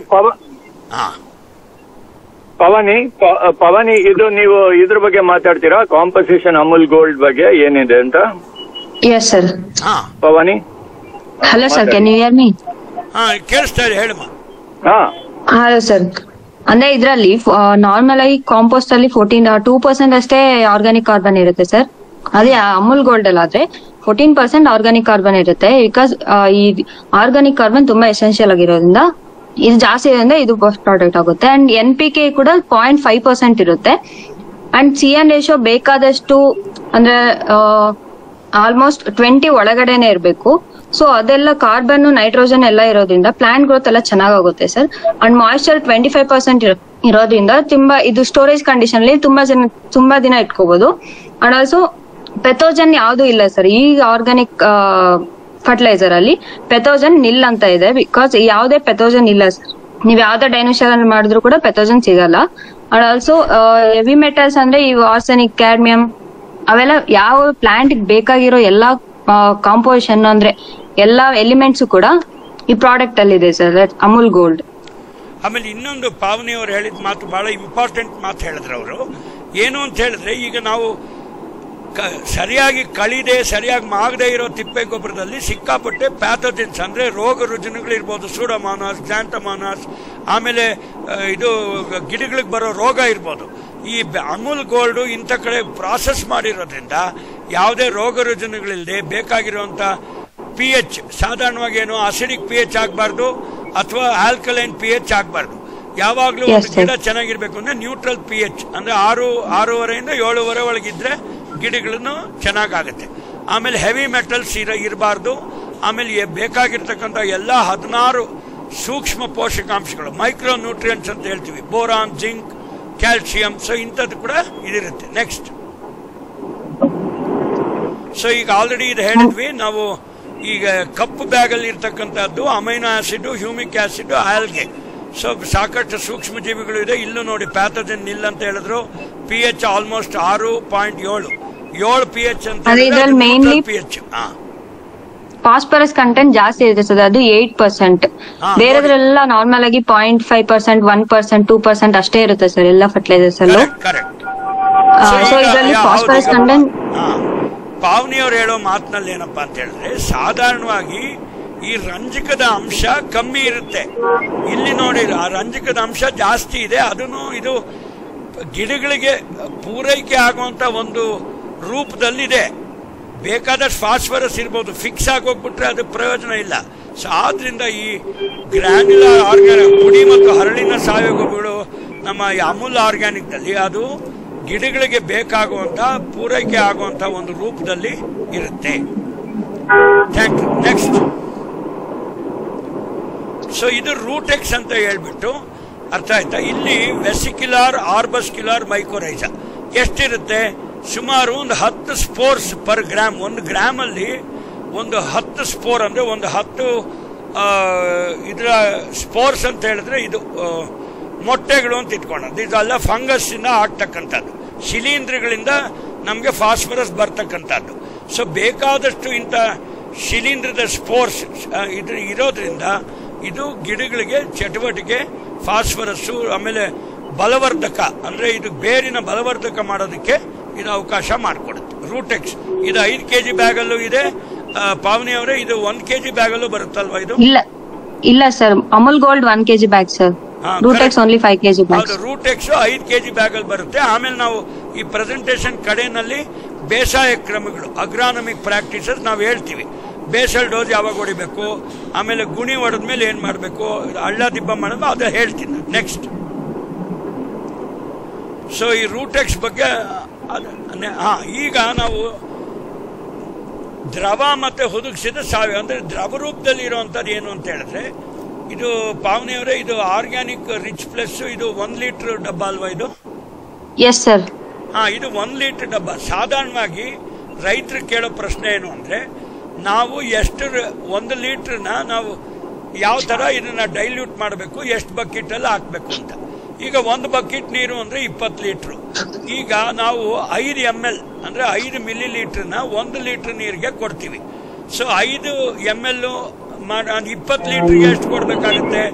ಅರ್ಥ ಆಯ್ತಾ? 5 × 20 1 ಲೀಟರ್. ಇದನ್ನ ನಾವು 1 ಬಕೆಟ್ ಅಲ್ಲಿ ಹಾಕೊಂಡು ಈ ತರ ಒಂದು ಎಕರೆಗೆ ಸುಮಾರು 100-150 ಲೀಟರ್ ಅಷ್ಟು ಸ್ಪ್ರೇ ಮಾಡಬೇಕು. ಇದು ನಾಟಿ ಮಾಡಿದ್ಮೇಲೆ ಅಂದ್ರೆ ಈಗ ನಾವು ಟೊಮೆಟೊನಲ್ಲಿ ಏನ್ ಮಾಡ್ತೀವಿ, ಟ್ರಾನ್ಸ್ಪ್ಲಾಂಟಿಂಗ್ ಮಾಡ್ತೀವಿ. ಗಿಡಗಳು ನಾಟಿ ಆದ್ಮೇಲೆ ಒಂದು 2-3 ಎಲೆ ಬಂದಾಗೂ ಫೋಲಿಯಾರ್ ಸ್ಪ್ರೇ ಕೊಡ್ಬೋದು. ಸೊ ಇದೆಲ್ಲನೂ ನಾವು ಮೇಲ್ಗಡೆ ಸ್ಪ್ರೇ ಮಾಡೋದಕ್ಕೆ ಮಾಮೂಲಾಗಿ ನಾವು ಇದು ಕೀಟನಾಶಕಗಳನ್ನ ಹೊಡೆಯೋ ಸ್ಪ್ರೇಯರ್ಸ್ ಇರ್ತಾವಲ್ಲ, ಅದ್ರಲ್ಲಿ ಆ ನಾಸಲ್ ಚೇಂಜ್ ಮಾಡಿದ್ರೆ ಒಂದು ಮಿಸ್ಟ್ ರೂಪದಲ್ಲಿ ಅಂದ್ರೆ ಆಲ್ಮೋಸ್ಟ್ ಒಂದು ದಟ್ಟವಾಗಿರುವಂತಹ ಒಂದು ಹೊಗೆಯ ರೂಪದಲ್ಲಿ ಬರುತ್ತೆ ನಮ್ಗೆ. ನೆಕ್ಸ್ಟ್, ಸೊ ಇದಾದ್ಮೇಲೆ ಫಾಸ್ಫೋರಿಚ್ ಅಂತಿದೆ. ಇದು ಕೂಡ ರಂಜಕ ಬಹಳ ರಿಚ್ ಆಗಿರುವಂತದ್ದು. ಸಾಧಾರಣವಾಗಿ ನೀವು ತಿಳ್ಕೊಂಡಿರ್ಬೋದು, ಹೂವು, ಹಣ್ಣು, ತರಕಾರಿಗಳು ಎಸ್ಪೆಷಲಿ ತೋಟಗಾರಿಕಾ ಬೆಳೆಗಳಲ್ಲಿ ಈ ರಂಜಕದ ಅಂಶದ ಕೆಲಸ ಬಹಳ ಇರುತ್ತೆ. ಇಲ್ಲೂ ಪಾವನಿ ಅವ್ರು ಹಿಂದೆನೆ ಹೇಳಿದ್ರು. ಪ್ಯಾಥೋಜನ್ ನಿಲ್ ಅಂತ ಹೇಳಿದ್ವಿ. ಅದಾದ್ಮೇಲೆ pH ಯಾವಾಗ್ಲೂ ನ್ಯೂಟ್ರಲ್ ಆಗಿರ್ಬೇಕು, ಅಂದ್ರೆ 8 pH ಒಳಗಿರ್ಬೇಕು. 5 pH ಕೆಳಗಡೆ ಇದ್ರೆ ಆಮ್ಲೀಯ ಅಂತ ಹೇಳ್ತೀವಿ, ಅಸಿಡಿಕ್ ಅಂತ ಹೇಳ್ತೀವಿ. ಅರ್ಥ ಆಯ್ತಾ? 8 ಮೇಲೆ ಇದ್ರೆ ಆಲ್ಕಲೈನ್ ಅಂತ ಹೇಳ್ತೀವಿ. ಒಂದೇ ಒಂದು ನಿಮಿಷ, ಜಸ್ಟ್ ಅ ಮಿನಿಟ್. ಆಮೇಲೆ ಆಯ್ತು, ಆಮೇಲೆ ಮಾಡ್ತೀನಿ, ನಾನು ಮೀಟಿಂಗಲ್ಲಿ ಇದ್ದೀನಿ. ಸೊ ಆದ್ರಿಂದ pH ಅನ್ನೋದು ಯಾವಾಗ, pH ಅಂದ್ರೆ ಏನು, ಆಮ್ಲೀಯನೂ ಇರಬಾರ್ದು, ಅರ್ಥ ಆಯ್ತಾ, ಕ್ಷಾರೀಯವಾಗೂ ಇರಬಾರ್ದು. ಕ್ಷಾರೀಯ ಅಂದ್ರೆ ಸಾಲ್ಟ್ ಕಂಟೆಂಟ್ ಜಾಸ್ತಿ ಇರುತ್ತೆ, ಸೋಡಿಯಮ್ಮು ಇಂಥವೆಲ್ಲನು. ಸೊ ಆದ್ರಿಂದ pH ನ್ಯೂಟ್ರಲ್ ಆಗಿದ್ದೆ ಯಾವಾಗಲೂ ಗಿಡಗಳು ಚೆನ್ನಾಗಿ ಬೆಳೆಯೋದಕ್ಕೆ ಅವಕಾಶ ಇರುತ್ತೆ. ಅದಾದ್ಮೇಲೆ ನೋಡಿ, ಇದ್ರಲ್ಲಿ ಕೆಲವು ಹೆವಿ ಮೆಟಲ್ಸ್ ಇಲ್ಲ, ಮತ್ತೆ ಇದು ಸೂಕ್ಷ್ಮ ಅಂಶಗಳು ಕೂಡ ಜಾಸ್ತಿ ಇರೋದ್ರಿಂದ ಗಿಡಗಳ ಒಂದು ಅಭಿವೃದ್ಧಿ ಬೆಳವಣಿಗೆ ಆಗುತ್ತೆ. ಯಾವಾಗಲೂ ಒಂದು ಗಿಡ ಅನ್ನೋದು, ಈಗ ಒಂದು ಮನುಷ್ಯ ಆಗಲಿ ಅಥವಾ ಒಂದು ಮಗು ಆಗಲಿ ಯಾವ್ದಾರ ಬೆಳಿಬೇಕಾದ್ರೆ ಒಂದೇ ಪೋಷಕಾಂಶದಿಂದ ಬೆಳೆಯಲ್ಲ. ಅರ್ಥ ಇದೆ? ಎಲ್ಲಾ ತರದ ಪೋಷಕಾಂಶಗಳು ಅದು ಒಂದು ದೇಹಕ್ಕಾಗ್ಲಿ, ಒಂದು ಗಿಡಕ್ಕಾಗ್ಲಿ, ಒಂದು ವ್ಯವಸ್ಥೆಗಾಗ್ಲಿ ಸಿಗಬೇಕು. ಆ ಸಿಗೋ ರೂಪದಲ್ಲಿ ಮಾಡ್ತಕ್ಕಂಥದ್ದೇ ಈ ಒಂದು ಆರ್ಗ್ಯಾನಿಕ್ ಸಾವಯವ ಗೊಬ್ಬರಗಳು ಈ ಕೆಲಸನ ಮಾಡುತ್ತೆ. ನೆಕ್ಸ್ಟ್, ಆಮೇಲೆ ಲಿಕ್ವಿಡ್ ಬಯೋ ಫರ್ಟಿಲೈಸರ್ಸ್, ಇದು ಬಹಳ ಮುಖ್ಯ. ಇದು 1 ಲೀಟರ್ ಸೀಸೆಗಳಲ್ಲಿ ಬರುತ್ತೆ, ಪ್ಲಾಸ್ಟಿಕ್. ಇಲ್ಲಿ NPK ಅಂದ್ರೆ ಸಾರಜನಕ, ರಂಜಕ, ಪೊಟ್ಯಾಶ್. ಸೊ ನಾವು ಈ ಒಂದು ದ್ರವ ರೂಪದಲ್ಲಿ ಇದೇ ತರ 5 ml 1 ಲೀಟರ್ಗೆ, ಅರ್ಥ ಆಯ್ತಾ, ನಾವು ಇದನ್ನ ಡೈಲ್ಯೂಟ್ ಮಾಡ್ಕೊಂಡು ಸ್ಪ್ರೇ ಮಾಡಿದಾಗ ಸುಮಾರು ಒಂದು 25%, ಅರ್ಥ ಆಯ್ತಾ, ನಮಗೆ ರಾಸಾಯನಿಕ ಗೊಬ್ಬರಗಳು ಕಡಿಮೆ ಆಗುತ್ತೆ. ಈಗ ನೀವು ನ್ಯಾನೋ ಯೂರಿಯಾ ಬಗ್ಗೆ ಕೇಳಿದ್ದೀರಾ, ಆಮೇಲೆ ರಾಸಾಯನಿಕ ಗೊಬ್ಬರಗಳ ಬಗ್ಗೆ ಕೇಳಿದ್ದೀರಾ. ನಿಧಾನವಾಗಿ ರಂಗರಾಜನ್ ಅವರು ಆಲ್ರೆಡಿ ಹೇಳಿದ್ರು ನಿಮ್ಗೆ, ಅರ್ಥ ಆಯ್ತಾ. ಫಸ್ಟ್ 50% ಹಾಕಿ, ಆಮೇಲೆ ನಿಧಾನಕ್ಕೆ ಮಾಡಿ, ಆಮೇಲೆ ಆ ಒಂದು ಬೇರಿನ ಜಾಗದಲ್ಲಿ ಮಣ್ಣಿನ ಫಲವತ್ತತೆ ಜಾಸ್ತಿ ಆಗಿ ಅದು ಬೇಕಾದಷ್ಟು ಒಂದು ಬ್ಯಾಂಕ್ ಇದ್ದಂಗೆ, ನಿಮ್ಮ ಪೋಷಕಾಂಶಗಳ ಬ್ಯಾಂಕ್ ಅಂತ ಹೇಳಿದ್ರು ತಪ್ಪಾಗಲಾರ್ದು. ಸೊ ಆದ್ರಿಂದ ನಮ್ಮ ಭೂಮಿನೇ ನಾವು ಒಂದು ಪೋಷಕಾಂಶದ ಬ್ಯಾಂಕ್, ನ್ಯೂಟ್ರಿಯೆಂಟ್ ಬ್ಯಾಂಕ್ ಅಂತ ನಾವು ಹೇಳ್ತೀವಿ. ಸೊ ಇದನ್ನ ಮಾಡೋದ್ರ ದಿಶೆನಲ್ಲಿ ಈ ಒಂದು ಆರ್ಗ್ಯಾನಿಕ್ ಫರ್ಟಿಲೈಸರ್ಸ್ ಬಹಳ ಉತ್ತಮವಾದ ಒಂದು ಸಹಕಾರನ ಕೊಡುತ್ತೆ. ನೆಕ್ಸ್ಟ್, ಅಮೂಲ್ ರಿಚ್ NPK ಕನ್ಸಾರ್ಟಿಯಂ ಹೇಳಿದ್ವಿ. ಇದು 1 ಲೀಟರ್ ಬಾಟಲ್ ಬರುತ್ತೆ. ಇದು ಕೂಡ ನೋಡಿ, ಇಲ್ಲಿ ದಯವಿಟ್ಟು ಇಲ್ಲಿ ಗಮನಿಸಬೇಕು, 5 ರಿಂದ 7 pH ಯಾವಾಗ್ಲೂ ನ್ಯೂಟ್ರಲ್ ಆಗಿರುತ್ತೆ. ಇದರಲ್ಲಿ ಅಜೋಟೋಬ್ಯಾಕ್ಟರ್ ಮತ್ತು ಅಜೋಸ್ಪಿರಿಲಮ್, ಅರ್ಥ ಆಯ್ತಾ, ಸುಮಾರು 5 into 10, ಸುಮಾರು 1 ಕೋಟಿಯಷ್ಟು ಸೂಕ್ಷ್ಮ ಜೀವಿಗಳಿರುತ್ತೆ 1 ಮಿಲಿಲೀಟರ್ನಲ್ಲಿ. ಸೊ ಯಾವಾಗಲೂ ಸೂಕ್ಷ್ಮ ಜೀವಿಗಳು ಜಾಸ್ತಿ ಇದ್ದಾಗ ಒಂದು ಹುದುಗುವಿಕೆ, ಈಗ ನೀವು ದೋಸೆ ಹಿಟ್ಟು ಮಾಡ್ತೀರಾ, ದೋಸೆ ಹಿಟ್ಟು ಫರ್ಮೆಂಟೇಷನ್ ಹೆಂಗಾಗುತ್ತೆ, ಸೆಕರೋಮೈಸಿಸ್ ಸಿರಿವಿಸಿ, ಅದು ಕೂಡ ಒಂದು ಹುದುಗುವಿಕೆ, ಕಳೆಯುವುದು, ಅರ್ಥ ಆಯ್ತಾ. ಒಂದು ಮೊಸರಾಗುತ್ತೆ, ಲ್ಯಾಕ್ಟೋಬ್ಯಾಸಿಲಸ್ ಇರುತ್ತೆ. ಸೊ ಎಲ್ಲಾನು ಈ ಒಂದು ಸೂಕ್ಷ್ಮ ಜೀವಿಗಳ ಕ್ರಿಯೆಯಿಂದ ನಾವು ಆರ್ಗ್ಯಾನಿಕ್ ಕಡೆ ಹೋಗ್ತಾ ಇದ್ದೀವಿ. ಒಂದು ಪೋಷಕಾಂಶಗಳ ಕಡೆ, ಇನ್ನೊಂದು ಹಣ್ಣಾಗ್ಬೋದು, ಕಾಯಿ ಆಗ್ಬೋದು, ತರಕಾರಿ ಆಗ್ಬೋದು, ಧಾನ್ಯಗಳಾಗ್ಬೋದು. ಸೊ ಪ್ರತಿಯೊಂದು ಕೂಡ ಅದರ ಚಟುವಟಿಕೆನ ಚೆನ್ನಾಗಿ ತೋರಿಸ್ತಾರೆ. ಈಗ ಬರೀ ಇನ್ಆರ್ಗ್ಯಾನಿಕ್ ಮಾಡಿದ್ರೆ ಏನು ಅಂತ ಹೇಳಿದ್ರೆ ಸುಮ್ಮನೆ ಗಿಡ ಬೆಳಿಬೋದು. ಈಗ ಯೂರಿಯಾ ಜಾಸ್ತಿ ಹಾಕೋದ್ರಿಂದ ಏನಾಗುತ್ತೆ, ಬರೀ ಎಲೆ ಹಸಿರಾಗಿ ಕಾಣ್ಬೋದು, ಆದ್ರೆ ಅದು ಯಾವುದೋ ಒಂದು ಹಣ್ಣಿಗಾಗ್ಲಿ ಅಥವಾ ಒಂದು ಧಾನ್ಯಕ್ಕಾಗ್ಲಿ ಅದು ಸಹಕಾರಿ ಆಗಲ್ಲ. ಸೊ ಅದು ನೆಕ್ಸ್ಟ್ ಸೊ ಇದು ನೋಡಿ, ಇದು ಅಮೂಲ್ ರಿಚ್ ಪ್ಲಸ್ ಅಜೋಸ್ಪಿರಿಲಮ್ ಕೂಡ ಒಂದು ಸೂಕ್ಷ್ಮ ಜೀವಾಣು ಇದು, ಅರ್ಥ ಆಯ್ತಾ. ಇದೆಲ್ಲನೂ ನಾವು ಜಾಸ್ತಿ ಮಾಡಿರೋದ್ರಿಂದ ಈ ಗಿಡಗಳಿಗೆ ಏಬಯೋಟಿಕ್ ಸ್ಟ್ರೆಸ್ ಅಂತ ಹೇಳಿದ್ರೆ ಒಂದು ಇದು ನೀರಿನ ಅಂಶ ಕಮ್ಮಿ ಇರುವಂತದ್ದು ಅಥವಾ ಉಷ್ಣಾಂಶ ಜಾಸ್ತಿ ಆದಾಗ ಇದೆಲ್ಲ ತಟ್ಕೊಳ್ಳುವಂತ ಶಕ್ತಿ ಇರುತ್ತೆ. ಅದಕ್ಕೆ ನಾವು ಹೇಳ್ತೀವಿ disease resistance. Okay, abiotic stress ಒಂದು ಇನ್ಸ್ಟಿಟ್ಯೂಟೇ ಇದೆ, ICRದು ಏಬಯೋಟಿಕ್ ಸ್ಟ್ರೆಸ್, ಅರ್ಥ ಆಯ್ತಾ, ಮಹಾರಾಷ್ಟ್ರಲ್ಲಿ ಇದೆ. ಸೊ ಆದ್ರಿಂದ ಈ ಒಂದು ಸ್ಟ್ರೆಸ್ನ ಕೂಡ ಗಿಡಗಳು ತಡ್ಕೊಳ್ಳೋದಕ್ಕೆ ಈ ಆರ್ಗ್ಯಾನಿಕ್ ಫರ್ಟಿಲೈಸರ್ಸು, ಈ ಅಜೋಸ್ಪಿರಿಲಮ್ ರಿಚ್ ಪ್ಲಸ್, ಇಂಥ ಅಜೋಟೋಬ್ಯಾಕ್ಟರ್ ಬಯೋಪ್ಲಸ್ ಇದೆಲ್ಲ ಹೆಲ್ಪ್ ಮಾಡುತ್ತೆ. ನೆಕ್ಸ್ಟ್, ಅಮೂಲ್ ರಿಚ್ ಪ್ಲಸ್ ಇನ್ನೊಂದು KMB ಕನ್ಸಾರ್ಷಿಯಾ ಒಂದಿದೆ, ಅರ್ಥ ಆಯ್ತಾ. ಸೊ ಇದು ಕೂಡ ಏನ್ ಮಾಡುತ್ತೆ, ಸರ್ ಜಯರಾಘವೇಂದ್ರ ಸರ್, ನಮ್ಮ ಹತ್ರ ಪ್ರಾಡಕ್ಟ್ ಬಂದು ಎಲ್ಲ ಕಾಂಬಿನೇಷನ್ ಅಲ್ಲೂ ಬರುತ್ತೆ. PK, NPK ಕನ್ಸಾರ್ಟಿಯಮ್, PK ಅಥವಾ KN ಆತರ ಎಲ್ಲ ಟೈಪ್ ಬರುತ್ತೆ. ಸೊ ನಿಮ್ ಸಾಯಿಲ್ಗೆ, ಪ್ಲಾಂಟ್, ಕ್ರಾಪ್ಗೆ ಯಾವ್ದು ಬೇಕೋ ಆ ಕಾಂಬಿನೇಷನ್ ಅಲ್ಲಿ ಎಲ್ಲ ಇದೆ ನಮ್ಮ ಹತ್ರ. Okay sir, can you talk on Faisal Amrit also please? ಅದು ಮಾಡ್ತೀನಿ, ಒಂದೇ ಒಂದು ನಿಮಿಷ. ಇದು ಫಾರ್ ಎಕ್ಸಾಂಪಲ್ KMB ಅಂತ ಹೇಳಿದ್ರೆ ಸಾರಜನಕ, ರಂಜಕ, ಪೊಟ್ಯಾಶ್ ಜಾಸ್ತಿ ಇರುವಂತ ಅಂಶ ಇದು. ಇದು ಕೂಡ ಡೈಲ್ಯೂಷನ್ ಅದೇ ತರ ಹೊಡಿಬೇಕು. ಈಗ ನೀವು ಇದ್ರಲ್ಲಿ ನೋಡಿ, ನಾನು ಒಂದು ಎಕ್ಸಾಂಪಲ್ ಕೊಡ್ತೀನಿ. ಈಗ ಒಂದು ದ್ರಾಕ್ಷಿ ಹಣ್ಣು ಇರ್ಬೋದು, ಒಂದು ಮಾವಿನ ಹಣ್ಣು ಇರ್ಬೋದು. ಹಣ್ಣಿನ ಬೆಳೆಗಳಿಗೆ ಯಾವಾಗಲೂ ರುಚಿ, ಬಣ್ಣ ಮತ್ತೆ ಕೆರೋಟಿನ್ಸ್ ಇವೆಲ್ಲ ಚೆನ್ನಾಗಿ ತುಂಬ್ಕೋಬೇಕಾದ್ರೆ ಪೊಟ್ಯಾಶ್ ಅಂಶ ಜಾಸ್ತಿ ಬರಬೇಕು. ಸೊ ಆದ್ರಿಂದ ಪ್ರತಿಯೊಂದು ಹಣ್ಣಿನ ಮೇಲೆ, ಬೆಳೆ ಮೇಲೆ, ಆಧಾರದ ಮೇಲೆ ನೀವು ಅದನ್ನ ನೋಡ್ಕೊಂಡು ಇದನ್ನು ಕೊಟ್ಟಾಗ ಏನಾಗುತ್ತೆ ಅಂದ್ರೆ targeted micro nutrients, targeted nutrient management ಅಂತ ನಾವು ಹೇಳ್ತೀವಿ. ನೆಕ್ಸ್ಟ್, ಸೊ ಇದೆಲ್ಲ ಆಯ್ತು ನೋಡಿ. ಪ್ರತಿಯೊಂದಕ್ಕೂ ಇಲ್ಲಿ ಅಮೂಲ್ನವ್ರು ಮಾಡಿದ್ದಾರೆ ರೆಕಮೆಂಡೇಶನ್. ಎಷ್ಟು ಕೊಡಬೇಕು? Amul gold 6 bag 50 kg bag, Amul power plus 2 bag ಕೊಟ್ಟರೆ ಸಾಕು. ಬೇಸಲ್ ಡೋಸ್ ಅಂತ ಹೇಳಿದ್ರೆ ಏನು ಅಂದ್ರೆ ಬಿತ್ತನೆ ಮಾಡೋದಕ್ಕೆ ಅಥವಾ ನಾಟಿ ಮಾಡೋದಕ್ಕಿಂತ ಮುಂಚೆ. ರೂಟ್ ಎಕ್ಸ್ 1 ಬ್ಯಾಗ್ ಕೊಡೋದು. ಅಮೂಲ್ NPK ಕನ್ಸರ್ಟ್, ಇದು ಮಣ್ಣಲ್ಲಿ ಕೊಡೋವಂಥದ್ದು. ಅದಾದ್ಮೇಲೆ ಏನು ಅಂತ ಹೇಳಿದ್ರೆ 30 ದಿವಸ DAP ಅಂದ್ರೆ ಡೈಅಮೋನಿಯಂ ಫಾಸ್ಫೇಟ್ ಅನ್ಕೋಬಾರ್ದು, ಡೇಸ್ ಆಫ್ಟರ್ ಪ್ಲಾಂಟಿಂಗ್. ಸೊ ಅಂದ್ರೆ ಏನ್ ಕೊಡ್ಬೋದು? 2 ಬಾಟ್ಲು ಅಮೂಲ್ ರಿಚ್ ಪ್ಲಸ್ ಕೊಡಿ, ಆಮೇಲೆ ಫಾಸ್ಫೋ ರಿಚ್ ಕೊಡಿ, ಒಂದೊಂದು ಬಾಟ್ಲು. ಇದು 90 ದಿವಸ ಆದ್ಮೇಲೆ. ಅಂದ್ರೆ ಒಂದು ಗಿಡ, ಒಂದು ತರಕಾರಿ ಗಿಡ, ಈಗ ಟೊಮೆಟೊ ತಗೊಂಡ್ರೆ ಒಂದು 90 ರಿಂದ 100 ದಿವಸದೊಳಗೆ ಬರುತ್ತೆ. ಸೊ ಪ್ರತಿಯೊಂದು ಹಂತದಲ್ಲಿ ಕೂಡ ಅದಕ್ಕೆ ಸಂಪೂರ್ಣವಾದ ಪೋಷಕಾಂಶ ಸಿಗುತ್ತೆ. ಇದು ಟೊಮೆಟೊಗೆ. ಈಗ ನಾವು ದಾಳಿಂಬೆ ಹಣ್ಣು ಬಗ್ಗೆ ಇಲ್ಲೊಂದು ಬರ್ದಿದ್ದೀವಿ, ಒಂದು 2-3 ಎಕ್ಸಾಂಪಲ್ ಕೊಟ್ಟಿದ್ದೀವಿ. ಈ ತರ ಒಂದು 40-45 ಗಿಡಗಳಿಗೆ ನಾವು ಆಲ್ರೆಡಿ ಬೇಸಾಯ ಕ್ರಮಗಳನ್ನ ಮಾಡಿಟ್ಟಿದ್ದಾರೆ. ಅದು ನಿಮಗೆ ಆಮೇಲೆ ಪಾವನಿಯವರು ಕಳಿಸ್ಕೊಡ್ತಾರೆ. ಈಗ ದಾಳಿಂಬೆ ಹಣ್ಣಲ್ಲಿ ನೋಡಿ, ಇದರಲ್ಲೂ ಅದೇ ತರನೇ. ಅರ್ಥ ಆಯ್ತಾ? ಇಲ್ಲಿ ದಾಳಿಂಬೆ ಹಣ್ಣಲ್ಲಿ ಏನು ಅಂದ್ರೆ ಗಿಡದ ಲೆಕ್ಕ, ಟೊಮೆಟೊ ಅನ್ನೋದು ಏಕರೆ ಲೆಕ್ಕ. ಇಲ್ಲಿ ನೋಡಿ, ಇಲ್ಲಿ ಅವರು ಅಮೂಲ್ ಗೊಂಡು 6 kg ಒಂದೊಂದು ಗಿಡಕ್ಕೆ. ಅರ್ಥ ಆಯ್ತಾ? 2 kg ಅಮೂಲ್ ಪವರ್ ಪ್ಲಸ್ ಕೊಟ್ರು, ಅಮೂಲ್ ರೂಟೆಕ್ಸ್ 1 ಬ್ಯಾಗ್ ಕೊಟ್ರು, NPK 1 ಲೀಟರ್ ಕೊಟ್ರು. 30 ರಿಂದ 60 ದಿವಸ ಅದು ಹಾಕಿದ್ಮೇಲೆ Amul rich plus 1, Amul phospho rich 1. Phosphorus ಯಾವಾಗ ಕೊಡಬೇಕು? ಕಾಯಿ ಕಚ್ಚಿದ ಮೇಲೆ. ಹಣ್ಣುಗಳು ಬರ್ತಿರ್ಬೇಕಾದ್ರೆ ಫಾಸ್ಫರಸ್ಸು ಮತ್ತೆ ಪೊಟ್ಯಾಶ್ ಇದು ಜಾಸ್ತಿ ಇರೋದ್ರಿಂದ ಇದರ ಸಿಹಿ ಅಂಶ ಮತ್ತೆ ರುಚಿ ಅಂಶ ಜಾಸ್ತಿ ಆಗುತ್ತೆ. ಇದು ಬಹಳ ಮುಖ್ಯವಾಗಿ ರೈತರಿಗೆ ಗೊತ್ತಿರುವಂತ ಪದ್ಧತಿ. ನಾನು ಸುಮ್ಮನೆ ನಿಮಗೆ ಒಂದು ಗಮನ ತರ್ತಾ ಇದ್ದೀನಿ. ನೆಕ್ಸ್ಟ್, ಅದೇ ತರ ಪಪ್ಪಾಯನು ಅಷ್ಟೇ. ಇಲ್ಲೆಲ್ಲಾನು ಎಕರೆ ಲೆಕ್ಕ ಬರಲ್ಲ, ಇದು ಕೂಡ ಒಂದು ಗಿಡದ ಲೆಕ್ಕ ಬರುತ್ತೆ. ರೀಸೆಂಟ್ ಆಗಿ ಯಾವುದೋ ಒಂದು ರೈತರು ಕೇಳಿದ್ವಿ, ಅವ್ರಿಗೊಂದು ಸುಮಾರು ಅವ್ರ ಹತ್ರ ಒಂದು 500 ಗಿಡ ಇದೆ ಪಪ್ಪಾಯದು. ಅರ್ಥ ಆಯ್ತಾ? ಪಪ್ಪಾಯ ವೆರೈಟಿ ಮೇಲೂ ಹೋಗುತ್ತೆ. ಮಾಮೂಲಾಗಿ ಬೇಸಲ್ ಡೋಸ್ ಏನು 2.5 kg ಒಂದು ಗಿಡಕ್ಕೆ ಕೊಡೋದು. ಅದಾದ್ಮೇಲೆ ನಾಟಿ ಮಾಡ್ತೀವಲ್ಲ ನಾವು, ಪಪ್ಪಾಯ ನರ್ಸರಿಯಿಂದ ಆ ಗಿಡಗಳನ್ನ ತಂದು ಉಳ್ತೀವಿ. ಅರ್ಥ ಆಯ್ತಾ? ಅವಾಗ ನಾಟಿ ಮಾಡ್ಬೇಕಾದ್ರೆ NPK 500 ml 1 ಬಾಟ್ಲು ಕೊಡೋದು, ಆಮೇಲೆ ರಿಚ್ ಪ್ಲಸ್ 1 ಲೀಟರ್ದು 2 ಬಾಟ್ಲು ಕೊಡೋವಂಥದ್ದು, ಫಾಸ್ಫೋ ರಿಚ್ ಕೊಡೋದು ಪ್ಲಾಂಟ್ ಮಾಡಿದ್ಮೇಲೆ. ಅದಾದ್ಮೇಲೆ ತಿಂಗಳಿಗೆ 2 ಸಲ, ಅಂದ್ರೆ 3ನೇ ತಿಂಗಳಿಂದ ಅದು ಸಾಧಾರಣವಾಗಿ ಸಣ್ಣದಾಗಿ ಕಾಯಿ ಕಚ್ಚುತ್ತೆ. ಒಂದು ಅರ್ಧ kg Amul power plus 1 bottle NPK ಕೊಡೋದು ಅಮೂಲ್ದು, ರಿಚ್ ಪ್ಲಸ್ 1 ಲೀಟರ್ 2 ಬಾಟ್ಲು, ಆಮೇಲೆ ಫಾಸ್ಫೋ ರಿಚ್ 1 ಬಾಟ್ಲು. ಇದು 6 ತಿಂಗಳಾದ್ಮೇಲೆ. 6 ತಿಂಗಳಾದ್ಮೇಲೆ ಏನು ಅಂತ ಹೇಳಿದ್ರೆ ಸಿಕ್ಕಾಪಟ್ಟೆ ಹೂ ಬಿಡುತ್ತೆ, ಸಿಕ್ಕಾಪಟ್ಟೆ ಕಾಯಿ ಕಚ್ಚುತ್ತೆ. ಸೊ ಆದ್ರಿಂದ ಯಾವ ರೀತಿ ನಾವು ಗರ್ಭವತಿ ಸ್ತ್ರೀಗೆ ಒಂದು ಕಬ್ಬಿಣದ ಅಂಶ, ಒಂದು ಪೋಷಕಾಂಶ ಕೊಡ್ತೀವೋ ಅದೇ ತರನೇ ಗಿಡಗಳು ಕೂಡ ಮನುಷ್ಯರ ತರನೇ ಹಂತದಲ್ಲಿ ನಾವು ವೈವಿಧ್ಯಮಯವಾಗಿರ್ತಕ್ಕಂಥ ಪೋಷಕಾಂಶಗಳು, ಅಲ್ಲಿರುವಂತಹ ಸೂಕ್ಷ್ಮ ಜೀವಿಗಳನ್ನ ನಾವು ಚೆನ್ನಾಗಿ ಅದಕ್ಕೆ ಚಟುವಟಿಕೆ ಬರೋಂಗ್ ಮಾಡಿದಾಗ ಒಂದು ಅಭಿವೃದ್ಧಿ ಹೊಂದುತ್ತೆ. ನೆಕ್ಸ್ಟ್, ಸೊ ಈಗ ಇದು ರೇಟ್ ಲಿಸ್ಟ್ ಎಲ್ಲ ಇದೆ. ಆಮೇಲೆ ನಿಮ್ಗೆ ಏನಾರ ಡೌಟ್ ಇದ್ರೆ ರಂಗರಾಜನ್ ಅವ್ರ ಸರ್ ಮಾತಾಡ್ತಾರೆ. Sir can you go to Faisal Amrit please? Okay, ಇದು ಪಾವನಿ ಜಸ್ಟ್ ಇದು ಶಟ್ ಡೌನ್ ಮಾಡಿ ಫೈಸಲ್ ಅಮೃತ್ ಮಾಡಿ. Okay, slide show. ಈಗ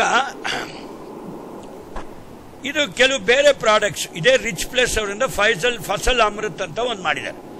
ಅರ್ಥ ಆಯ್ತಾ? ಇದು ಹೆಂಗ್ ತಯಾರು ಮಾಡಿದ್ದಾರೆ ಈ ಒಂದು ಸಾವಯವ ಗೊಬ್ಬರ ಅಂದ್ರೆ ಹಣ್ಣಿನ ಸಿಪ್ಪೆಗಳು, ಈಗ ಸುಮಾರು ಹಣ್ಣಿನ ಸಿಪ್ಪೆಗಳು, ಅರ್ಥ ಆಯ್ತಾ, ಇದು ಮಣ್ಣಲ್ಲಿ ಹುದುಗಿಸ್ಬಿಟ್ಟು, ಅರ್ಥ ಆಯ್ತಾ, ಇದೆಲ್ಲ ಮಾಡಿದಾಗ ಇದು ಆರ್ಗ್ಯಾನಿಕ್ ಕಾರ್ಬನ್ ಜಾಸ್ತಿ ಮಾಡುತ್ತೆ. ಮಣ್ಣಿನಲ್ಲಿ ಬೆರೆಸಿದಾಗ ಇದಕ್ಕೆ ಫಸಲ್ ಅಮೃತ ಅಂತ ಯಾಕೆ ಹೆಸರಿಟ್ಟಿದ್ದಾರೆ ಅಂದ್ರೆ ಇದು ಸಸ್ಯಗಳ ಅಮೃತ. ಅಂದ್ರೆ ಇದು ಆರ್ಗ್ಯಾನಿಕ್ ಕಾರ್ಬನ್ ಕೊಡುತ್ತೆ, ಇದರಲ್ಲಿರುವಂತಹ ಸೂಕ್ಷ್ಮ ಪೋಷಕಾಂಶಗಳನ್ನು ಕೊಡೋದ್ರಿಂದ ಇದಕ್ಕೆ ಈ ರಿಚ್ ಪ್ಲೇಸ್ ಅವ್ರು ಮಾರ್ಕೆಟ್ ಮಾಡೋಂಥ ಇನ್ನೊಂದು ಫಸಲ್ ಅಮೃತ್ ಮಾಡ್ತಾರೆ. ಅದಾದ್ಮೇಲೆ ನೀರಿನ ಅಂಶ, ಇದು ನೀರನ್ನು ಹೆಂಗ್ ಉಳಿಸುತ್ತೆ? ಯಾವಾಗ ನಮ್ಗೆ ಈ ಸಾವಯವದ ಅಂಶ ಜಾಸ್ತಿ ಇರುತ್ತೆ, ಸ್ಪಂಜ್ ಇದ್ದಂಗೆ ಇದು ನೀರನ್ನ ಹೀರ್ಕೊಂಡು ನಿಧಾನಕ್ಕೆ ಬಿಡುತ್ತೆ. ಬೇರಿನ ಇದರಲ್ಲಿ ಬರೀ ಮಣ್ಣಲ್ಲಿ ನೀರು ಹಾಕ್ಬಿಟ್ರೆ ಅದೆಲ್ಲ ಇಲ್ಲ ಲೀಚ್ ಆಗೋಗ್ತವೆ, ಇಲ್ಲ ವಾಶೌಟ್ ಆಗೋಗ್ತವೆ. ಸೊ ಆದ್ರಿಂದ ನೀರನ್ನ ಹಿಡಿಯುವಂತ ಒಂದು ಕ್ರಿಯೆ ಮಾಡೋದ್ರಿಂದ ಈ ಫಸಲ್ ಅಮೃತ ಬಹಳ ಮುಖ್ಯ. Next place. ಸೊ ಇದು ಈ ಫಸಲ್ ಅಮೃತ ನೋಡಿ, worlds only and first certificate hydrogel ಅಂತ ಹೇಳಿದ್ರೆ ಏನಂದ್ರೆ ಅರ್ಥ ಆಯ್ತಾ? ನಾವು ಈ ಒಂದು ಹರಳುಗಳನ್ನ ಹಾಕಿದಾಗ ಏನ್ ಮಾಡುತ್ತೆ, ಇದು 100 ಒಂದಿರೋದು ಒಂದು 100 ಟೈಮ್ಸ್. ಈಗ 1 ಗ್ರಾಮ್ ಒಂದು ಹರಳು ಹಾಕಿದ್ರೆ ಅದ್ರ 100ರಷ್ಟು 1 kg ಅಷ್ಟು ನೀರನ್ನು ಹಿಡಿಯುವಂತ ಒಂದು ಶಕ್ತಿ ಅದಕ್ಕಿರುತ್ತೆ. ಸೊ ನೀವು ಒಂದು 10 kg ಹಾಕಿದ್ರೆ ಇನ್ನು ಎಷ್ಟು ಹಿಡಿಬೋದು.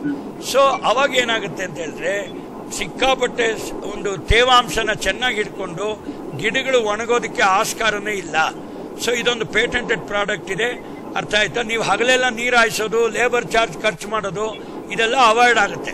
ನೀವು ಎಷ್ಟೇ ಡ್ರಿಪ್ಪೇ ಹಾಕ್ಬೋದು ಅಥವಾ ನೀವು ಬೇಸಿನ್ ಇರಿಗೇಷನ್ ಸಿಸ್ಟಮ್ ಅಲ್ಲಿ ನೀರು ಹಾಯಿಸ್ಬೋದು, ನೀರು ವೇಸ್ಟ್ ಆಗೋಗುತ್ತೆ, ಎವಾಪೋ ಟ್ರಾನ್ಸ್ಪಿರೇಷನ್ ಆವರಿ ಆಗೋಗುತ್ತೆ. ಸೊ ಇದೆಲ್ಲನೂ ಕಮ್ಮಿ ಮಾಡೋದ್ರಿಂದ ಇವ್ರು ಬಯೋ ವೇಸ್ಟ್ ಇಂದ ಆರ್ಗ್ಯಾನಿಕ್ ಹೈಡ್ರೋಜೆಲ್ ಅಂತ ಒಂದು ಪ್ರಾಡಕ್ಟ್ ಮಾಡಿದ್ದಾರೆ. ಅರ್ಥ ಆಯ್ತಾ? ಇದ್ರ ಬಗ್ಗೆ ನಾನು ನಿಮ್ಗೆ ಚೀಲ ತೋರಿಸ್ತೀನಿ. Next please. ಅದಾದ್ಮೇಲೆ ಏನ್ ಮಾಡಿದೆ, ಫಸಲ್ ಅಮೃತ್ ನಾವು ಆಲ್ರೆಡಿ ಹೇಳಿದ್ವಿ.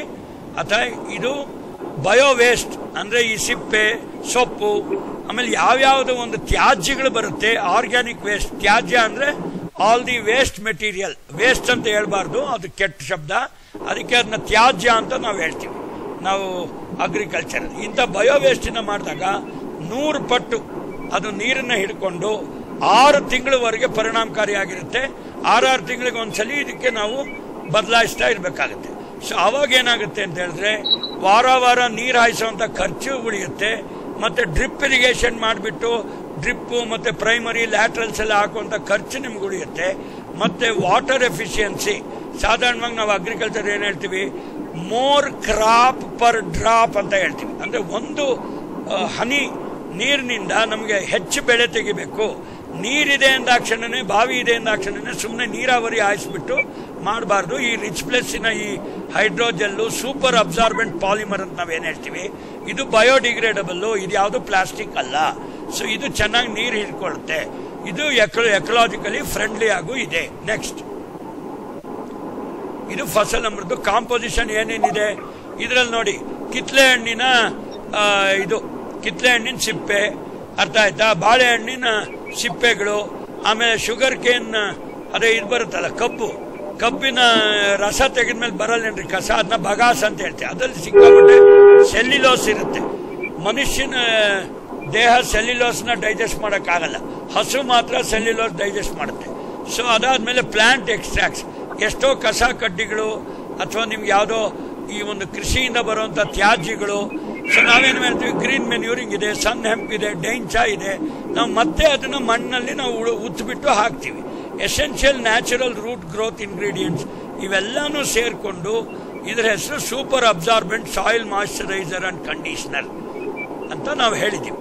ಸೊ ಇದನ್ನ ಹಾಕೋದ್ರಿಂದ ನಿಮಗೆ ನೀರು ಹಾಯಿಸುವಂತ ಖರ್ಚು ಕಮ್ಮಿ ಆಗುತ್ತೆ, ಲೇಬರ್ ಉಳಿಯುತ್ತೆ, ಮತ್ತೆ ಸಿಕ್ಕಾಪಟ್ಟೆ ಕಾಸ್ಟ್ಲಿ ಡ್ರಿಪ್ ಇರಿಗೇಷನ್, ಆ ನಾಜಲ್ಗಳೆಲ್ಲ ಕಚ್ಕೊಂಡ್ಬಿಡೋದು, ಸಿಗಾಕೊಂಡ್ಬಿಡೋದು ಇವೆಲ್ಲನೂ ನಿಮಗೆ ಕಮ್ಮಿ ಆಗುತ್ತೆ. ನೆಕ್ಸ್ಟ್, ಸೊ ಫಸಲ್ ಅಮೃತ್ ಬಗ್ಗೆ ನಾವು ಈಗ ಆಲ್ರೆಡಿ ನಾವು ಹೇಳಿದ್ದೀವಿ. ಯಾವ ತರ ಅದು ಒಂದು ಕೃಷಿ ತ್ಯಾಜ್ಯಗಳಿಂದ ತಯಾರು ಮಾಡ್ತೀವಿ, ಯಾವ ತರ ಈ ಜೆಲ್ ಒಂದು ಪಟ್ಟಿಗೆ 100 ಪಟ್ಟು ನೀರು ಹೆಂಗೆ ಹೀರ್ಕೊಳ್ಳುತ್ತೆ, ಮತ್ತೆ ಆ ನೀರನ್ನ ಬಿಡುಗಡೆ ಮಾಡೋದು ನಿಧಾನವಾಗಿ ಬಿಡುಗಡೆ ಮಾಡುತ್ತೆ. ಅರ್ಥ ಆಯ್ತಾ? ಈಗ ಒಂಟೆಗಳ ಬಗ್ಗೆ ಕೇಳಿರ್ಬೋದು. ಒಂಟೆನ ನಾವು camel is the ship of the desert ಅಂತೀವಿ. ಅದು ಒಂದ್ಸಲಿ ನೀರು ಕುಡಿದ್ರೆ ಒಂದು 6 ತಿಂಗಳು ನೀರು ಕುಡಿಯೋನು ಇರ್ಬೋದು. ಅದೇ ತರನೇ ಈ ಒಂದು ಅಮೃತ್ ಫಸಲಲ್ಲಿ ಅರ್ಥ ಆಯ್ತಾ, ಒಂದ್ಸಲಿ ಅದನ್ನ 100 ಪಟ್ಟು ನೀರನ್ನ ಹೀರ್ಕೊಂಡಾಗ ಸುಮಾರು ಒಂದು 6 ತಿಂಗಳು ನಿಧಾನಕ್ಕೆ ಅದು ಬಿಡುಗಡೆ ಮಾಡುತ್ತೆ. ಸೊ ಬೇರುಗಳು ಯಾವಾಗ್ಲೂ ತೇವ ಆಗಿರುತ್ತೆ, ಅರ್ಥದ ಒದ್ದೆ ಆಗಿರುತ್ತೆ, ಮತ್ತೆ ಅದಕ್ಕೆ ಯಾವಾಗ್ಲೂ ನೀರಿನ ಕೊರತೆ ಬರೋದಿಲ್ಲ. ನೀರೇ ಆಧಾರ.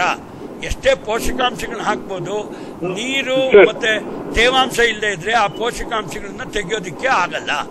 ನೆಕ್ಸ್ಟ್, ಸರಿ ಸರ್, ನಾನು ಆಡ್ ಮಾಡಬೇಕು. ನೀವು ಫಸಲ್ ಅಮೃತ್ ಯೂಸ್ ಮಾಡೋದ್ರಿಂದ ಅದೇನಂದ್ರೆ ಅದು ಸಿಪ್ಪೆ ಅದೆಲ್ಲ ಪ್ರಾಸೆಸ್ ಮಾಡಿರ್ತಾರೆ, ಒಂದು ಪೇಟೆಂಟೆಡ್ ಪ್ರಾಡಕ್ಟ್ ಅದು ಏನಂದ್ರೆ ಈಗ ಒಂದು ಗ್ರಾನ್ಯೂಲ್ಗೆ 100 ಸಲ ಅಷ್ಟು ವಾಟರ್ ಇಟ್ಕೊಳ್ಳುತ್ತದು ನೀವು ವಾಟರ್ ಮಾಡುವಾಗ.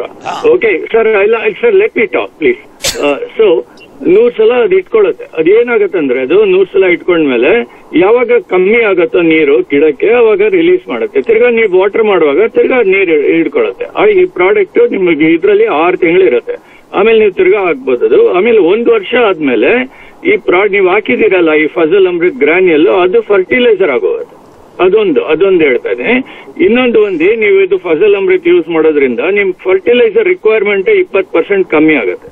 ಯಾಕಂದ್ರೆ ಅದು ನೀರಲ್ಲಿ ಫರ್ಟಿಲೈಸರ್ಗಳು ಉಳ್ಕೊಳ್ಳುತ್ತಲ್ವಾ, ಅದು ನೀರ್ ಫೀಡ್ ಮಾಡ್ತಾ ಮಾಡ್ತಾ ಫರ್ಟಿಲೈಸರ್ ಫೀಡ್ ಮಾಡುತ್ತಲ್ಲಿ. ನಂಬರ್ 1. ನಂಬರ್ 2 ನಿಮ್ಗೆ ಪವರ್ ಖರ್ಚು ಕಮ್ಮಿ ಆಗುತ್ತೆ. ಯಾಕಂದ್ರೆ ಬೋರ್ವೆಲ್ ಯೂಸ್ ಎಲ್ಲ ನೀರು ಅಷ್ಟು ಬೇಕಾಗಿಲ್ಲ, ಅದು ಕಮ್ಮಿ ಆಗುತ್ತೆ, ನೀರ್ ಖರ್ಚು ಕಮ್ಮಿ ಆಗುತ್ತೆ. ಆಮೇಲೆ ಈಲ್ಡ್ ನಿಮ್ಗೆ 20% ಈಲ್ಡ್ ಜಾಸ್ತಿ ಬರುತ್ತೆ. ಅದಿಲ್ಲದೆ ಕ್ರಾಪ್ ನಿಮ್ಗೆ ಸ್ಟ್ರಾಂಗ್ ಆಗಿರತ್ತೆ, ಇಮ್ಯುನಿಟಿನೂ ಇರತ್ತೆ ಕ್ರಾಪ್ ಅಲ್ಲಿ. ಯಾಕಂದ್ರೆ ಯಾವಾಗಲೂ ಅದಕ್ಕೆ ನೀರಿದೆ, ಡ್ರೈ ಆಗಲ್ಲ. ಸೊ ಅದರಿಂದ ಇದು ಬಹಳ ಅಡ್ವಾಂಟೇಜ್ ಇದೆ ಫಸಲ್ ಅಮೃತ. ಅದು ಫಸಲ್ ಅಮೃತ್ ನೀವು ಬರೀ ಆರ್ಗ್ಯಾನಿಕ್ ಹಾಕ್ಬೇಕಂತಿಲ್ಲ. ನೀವು ಈಗಿರೋ ನೀವ್ ಏನ್ ಮಾಡ್ತಾ ಇದ್ರೋ ಅದಕ್ಕೆ ಕೂಡ ಹಾಕ್ಬೋದು ನೀವು. You can use it for the chemical ಇದು also, but you can also use it for the organic. ಇದು common product. Go ahead sir. ಇದು ಬಹಳ ಇಂಪಾರ್ಟೆಂಟ್ ವಿಷಯ ರಂಗರಾಜನ್ ಸರ್ ಹೇಳಿದ್ರಿ. ಈಗ ನೋಡಿ, ಇದು ಸಿಂಪಲ್ ಒಂದು ಲಾಜಿಕಲ್ ಯಾವ ತರ ತಯಾರು ಮಾಡಿದ್ದಾರೆ ಅಂತ.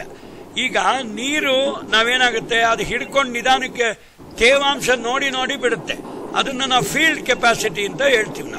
ನಾವು ಎಲ್ಲರೂ ಓದಿರುವಾಗ ಏನ್ ಹೇಳ್ತೀವಿ, ಫೀಲ್ಡ್ ಕೆಪಾಸಿಟಿ ಅಂದ್ರೆ ಒಂದು ತೇವಾಂಶ ಮಿನಿಮಮ್ ಪರ್ಸೆಂಟೇಜ್ ಇರಬೇಕು. ಅದು ಒಣಗ್ತಾ ನಿಧಾನಕ್ಕೆ ಬಿಡ್ತಾ ಇರುತ್ತದೆ.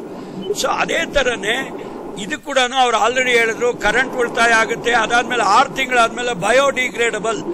ಈ ಒಂದು ಜೆಲ್ ಏನಿದೆ, ಈ ಅಮೃತ್ ಫಸಲ್ ಅನ್ನೋದು, ಇದು ಬಯೋಡಿಗ್ರೇಡಬಲ್. ಇದು ಕಳೆದು ಹೋಗ್ಬಿಟ್ಟು ಇದು ಕೂಡ ಗೊಬ್ಬರ ಆಗುತ್ತೆ. ಯಾವ ರೀತಿ ನೀವು ಒಂದು ಗ್ರೀನ್ ಮೆನ್ಯೂರ್ ಕ್ರಾಪ್ ಆಗ್ಬೋದು ಅಥವಾ ಇನ್ಯಾವುದೇ ಗೊಬ್ಬರ ಇರ್ಬೋದು, ಇದು ಮಣ್ಣಿನಲ್ಲಿ ಸೇರ್ಕೊಳ್ಳುತ್ತೆ.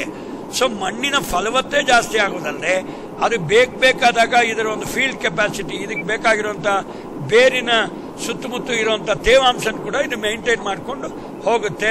ಆಮೇಲೆ ಯಾವಾಗ ಒಂದು ತಿಳ್ಕೊಳ್ಳಿ, ಸಿಂಪಲ್ ಅಗ್ರಿಕಲ್ಚರು ಹಾರ್ಟಿಕಲ್ಚರು, ಯಾವಾಗ ತೇವಾಂಶ ಇರುತ್ತೆ, ಪೋಷಕಾಂಶಗಳು ತಗೊಳ್ಕೊಳ್ಳುವಂಥದ್ದು ಚೆನ್ನಾಗಾಗುತ್ತೆ.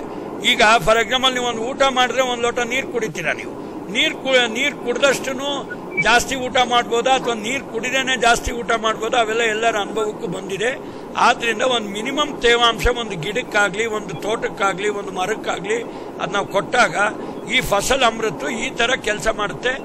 ಓವರ್ ಆಲ್ ಆಗಿ ಈ ಒಂದು ಗಿಡದ ಆರೋಗ್ಯ ಮತ್ತೆ ಕೃಷಿ ಮಣ್ಣಿನ ಆರೋಗ್ಯನೂ ಇದು ಇಂಪ್ರೂವ್ ಮಾಡುತ್ತೆ. Next please. ಫಸಲ್ ಅಮೃತ ಬಗ್ಗೆ ಹೇಳಿದ್ವಿ ನೋಡಿ, ಇದು ಇಳುವರಿ. ಸರ್ 1 ನಿಮಿಷ. ಸೊ ಇಷ್ಟೆಲ್ಲ ಹೇಳಿದೀವಿ. ಈಗ ಏನಾದ್ರು ಕ್ವಶನ್ಸ್ ಇದ್ರೆ ಕೇಳಿ, ನಮ್ಗೆ ನಾವು ಉತ್ತರ ಕೊಡ್ತೇವೆ ನಿಮ್ಗೆ. ಸೊ ಆಮೇಲೆ ಮಿಕ್ಕಿದ್ದು ನಾವು ಸಮರೈಸ್ ಮಾಡ್ತೇವೆ. ಆದ್ಮೇಲೆ ಕ್ವಶನ್ಸ್ ಏನಾದ್ರು ಇದ್ರೆ ಕೇಳಿ ಪ್ಲೀಸ್. ಹಲೋ. ಅಲ್ಲ, ಏನಾದ್ರು ಪ್ರಶ್ನೆಗಳಿದ್ರೆ ಕೇಳಿ.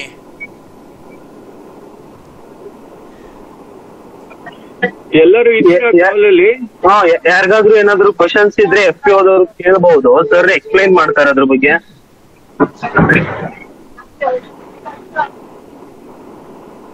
ನಿಮ್ಗೆ ಕ್ರಾಪ್ ಸ್ಪೆಸಿಫಿಕ್ ಡೌಟ್ಸ್ ಏನಾದ್ರು ಇದ್ರೆ ಕೂಡ ಕೇಳಬಹುದು. ಮತ್ತೆ ಪ್ರಾಡಕ್ಟ್ ಡೀಟೇಲ್ಸ್ ಬಗ್ಗೆ ಏನಾದ್ರು ಮಾಹಿತಿ ಬೇಕಿದ್ರು ಕೇಳಿ. ಸರ್ ಕಡೆಯಿಂದ ತಿಳ್ಕೊಳಕ್ ಇದೊಂದು ಅವಕಾಶ.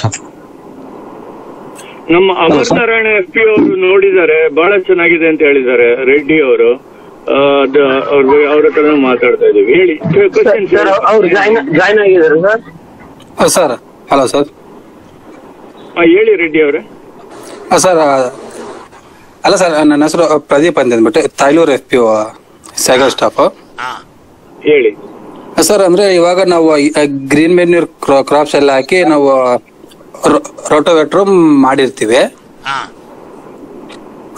ಅದನ್ನ ಹಾಕ್ಮೇಲೂ ನಾವು ಇದು ಗೊಬ್ಬರ ಹಾಕ್ಬೋದ ನಿಮ್ದು? ಹೌದು, ಹಾಕ್ಬೋದು. ಆರ್ಗ್ಯಾನಿಕ್. ಈಗ ನಿಮ್ಮ ಪ್ರಶ್ನೆ ಬಹಳ ಚೆನ್ನಾಗಿದೆ. ಈಗ ಇದು ಹೆಂಗೆ ಅಂತ ಹೇಳಿದ್ರೆ, ಈಗ ನೀವು ಗ್ರೀನ್ ಮೆನ್ಯೂರ್ ಹಾಕಿದ್ರೆ ಆರ್ಗ್ಯಾನಿಕ್ ಕಾರ್ಬನ್ ಜಾಸ್ತಿ ಆಗುತ್ತೆ. ಈ ಫಸಲ್ ಅಮೃತ ಹಾಕಿದ್ರೆ ಅದು ಇನ್ನೂ ಅಭಿವೃದ್ಧಿ ಆಗುತ್ತೆ. ಅಂದ್ರೆ ಇಲ್ಲಿ ಏನು ಅಂತ ಹೇಳಿದ್ರೆ, ಪೋಷಕಾಂಶಗಳು ಒಂದಕ್ಕೊಂದು ಪುಷ್ಟಿ ಕೊಡ್ತಾ ಇದಾವೆ. ಈಗ ಆಲ್ರೆಡಿ ಈ ಸ್ಲೈಡ್ ಅಲ್ಲಿ ಬಹಳ ಚೆನ್ನಾಗಿ ಬರ್ದಿದ್ದಾರೆ. ಒಂದು, ಇಳುವರಿ ಜಾಸ್ತಿ, ನೀರು ನಮಗೆ ಸೇವ್ ಆಗುತ್ತೆ, ನೀರಿನ ಉಳಿತಾಯ ಆಯ್ತು, ಆದಾಯ ಜಾಸ್ತಿ ಆಗುತ್ತೆ. ಆಮೇಲೆ ನಮಗೆ ರಾಸಾಯನಿಕ ಗೊಬ್ಬರಗಳ ಒಂದು ಅವಲಂಬನೆ ಕಮ್ಮಿ ಆಗುತ್ತೆ. ಸೊ ಆದ್ರಿಂದ ಇದು ಗ್ರೀನ್ ಮೆನ್ಯೂರ್ ಇರ್ಬೋದು, ಫಸಲ್ ಅಮೃತ್ ಇರ್ಬೋದು, ಮತ್ತೆ ಮಣ್ಣಿನ ತೇವಾಂಶ ಇರ್ಬೋದು, ಅಥವಾ ರೈಸೋಸ್ಫಿಯರ್ ಅಲ್ಲಿ ಇರ್ತಕ್ಕಂಥ ಒಂದು ಆರ್ಗ್ಯಾನಿಕ್ ಕಾರ್ಬನ್ ಇರ್ಬೋದು, ಒಂದಕ್ಕೊಂದು ಪೂರಕ ಆಗಿರೋದ್ರಿಂದ ಇದು this is called symbiotic relationship. ಅಂದ್ರೆ ಇದು ಹಾಕೋದ್ರಿಂದ ಇನ್ನೂ ಉತ್ತಮ ಆಗುತ್ತೆ ಹೊರತು ಯಾವುದು ಕಾಂಪಿಟೇಟಿಂಗ್ ರಿಲೇಶನ್ಶಿಪ್ ಇಲ್ಲ. ಈಗ ನಾವು ಬರೀ ಈಗ ರಾಸಾಯನಿಕ ಗೊಬ್ಬರಗಳು, ರಾಸಾಯನಿಕ ಇನ್ಸೆಕ್ಟಿಸೈಡ್ ಹೊಡೆದ್ರೆ ಏನಾಗುತ್ತೆ, ಒಳ್ಳೊಳ್ಳೆ ಸೂಕ್ಷ್ಮ ಜೀವಿಗಳು ಸತ್ತೋಗ್ತವೆ, ಒಳ್ಳೊಳ್ಳೆ ಹುಳುಗಳು, ಬೇರೆ ಹುಳುಗಳನ್ನು ತಿನ್ನುವಂಥ ಹುಳ ಸತ್ತೋಗುತ್ತೆ. ಆಮೇಲೆ ಎಷ್ಟೋ ಸೂಕ್ಷ್ಮ ಜೀವಿಗಳು ಚಟುವಟಿಕೆನೇ ಮಾಡೋದಿಲ್ಲ. ಆದ್ರಿಂದ ಈ ಒಂದು ಆರ್ಗ್ಯಾನಿಕ್ ಫಾರ್ಮಿಂಗು, ಸಾವಯವ ಕೃಷಿ ದೃಷ್ಟಿನಲ್ಲಿ ಈ ಫಸಲ್ ಅಮೃತ ನಿಜವಾಗ್ಲೂ ಒಂದು ಅಮೃತವಾಗಿದೆ. ಇದು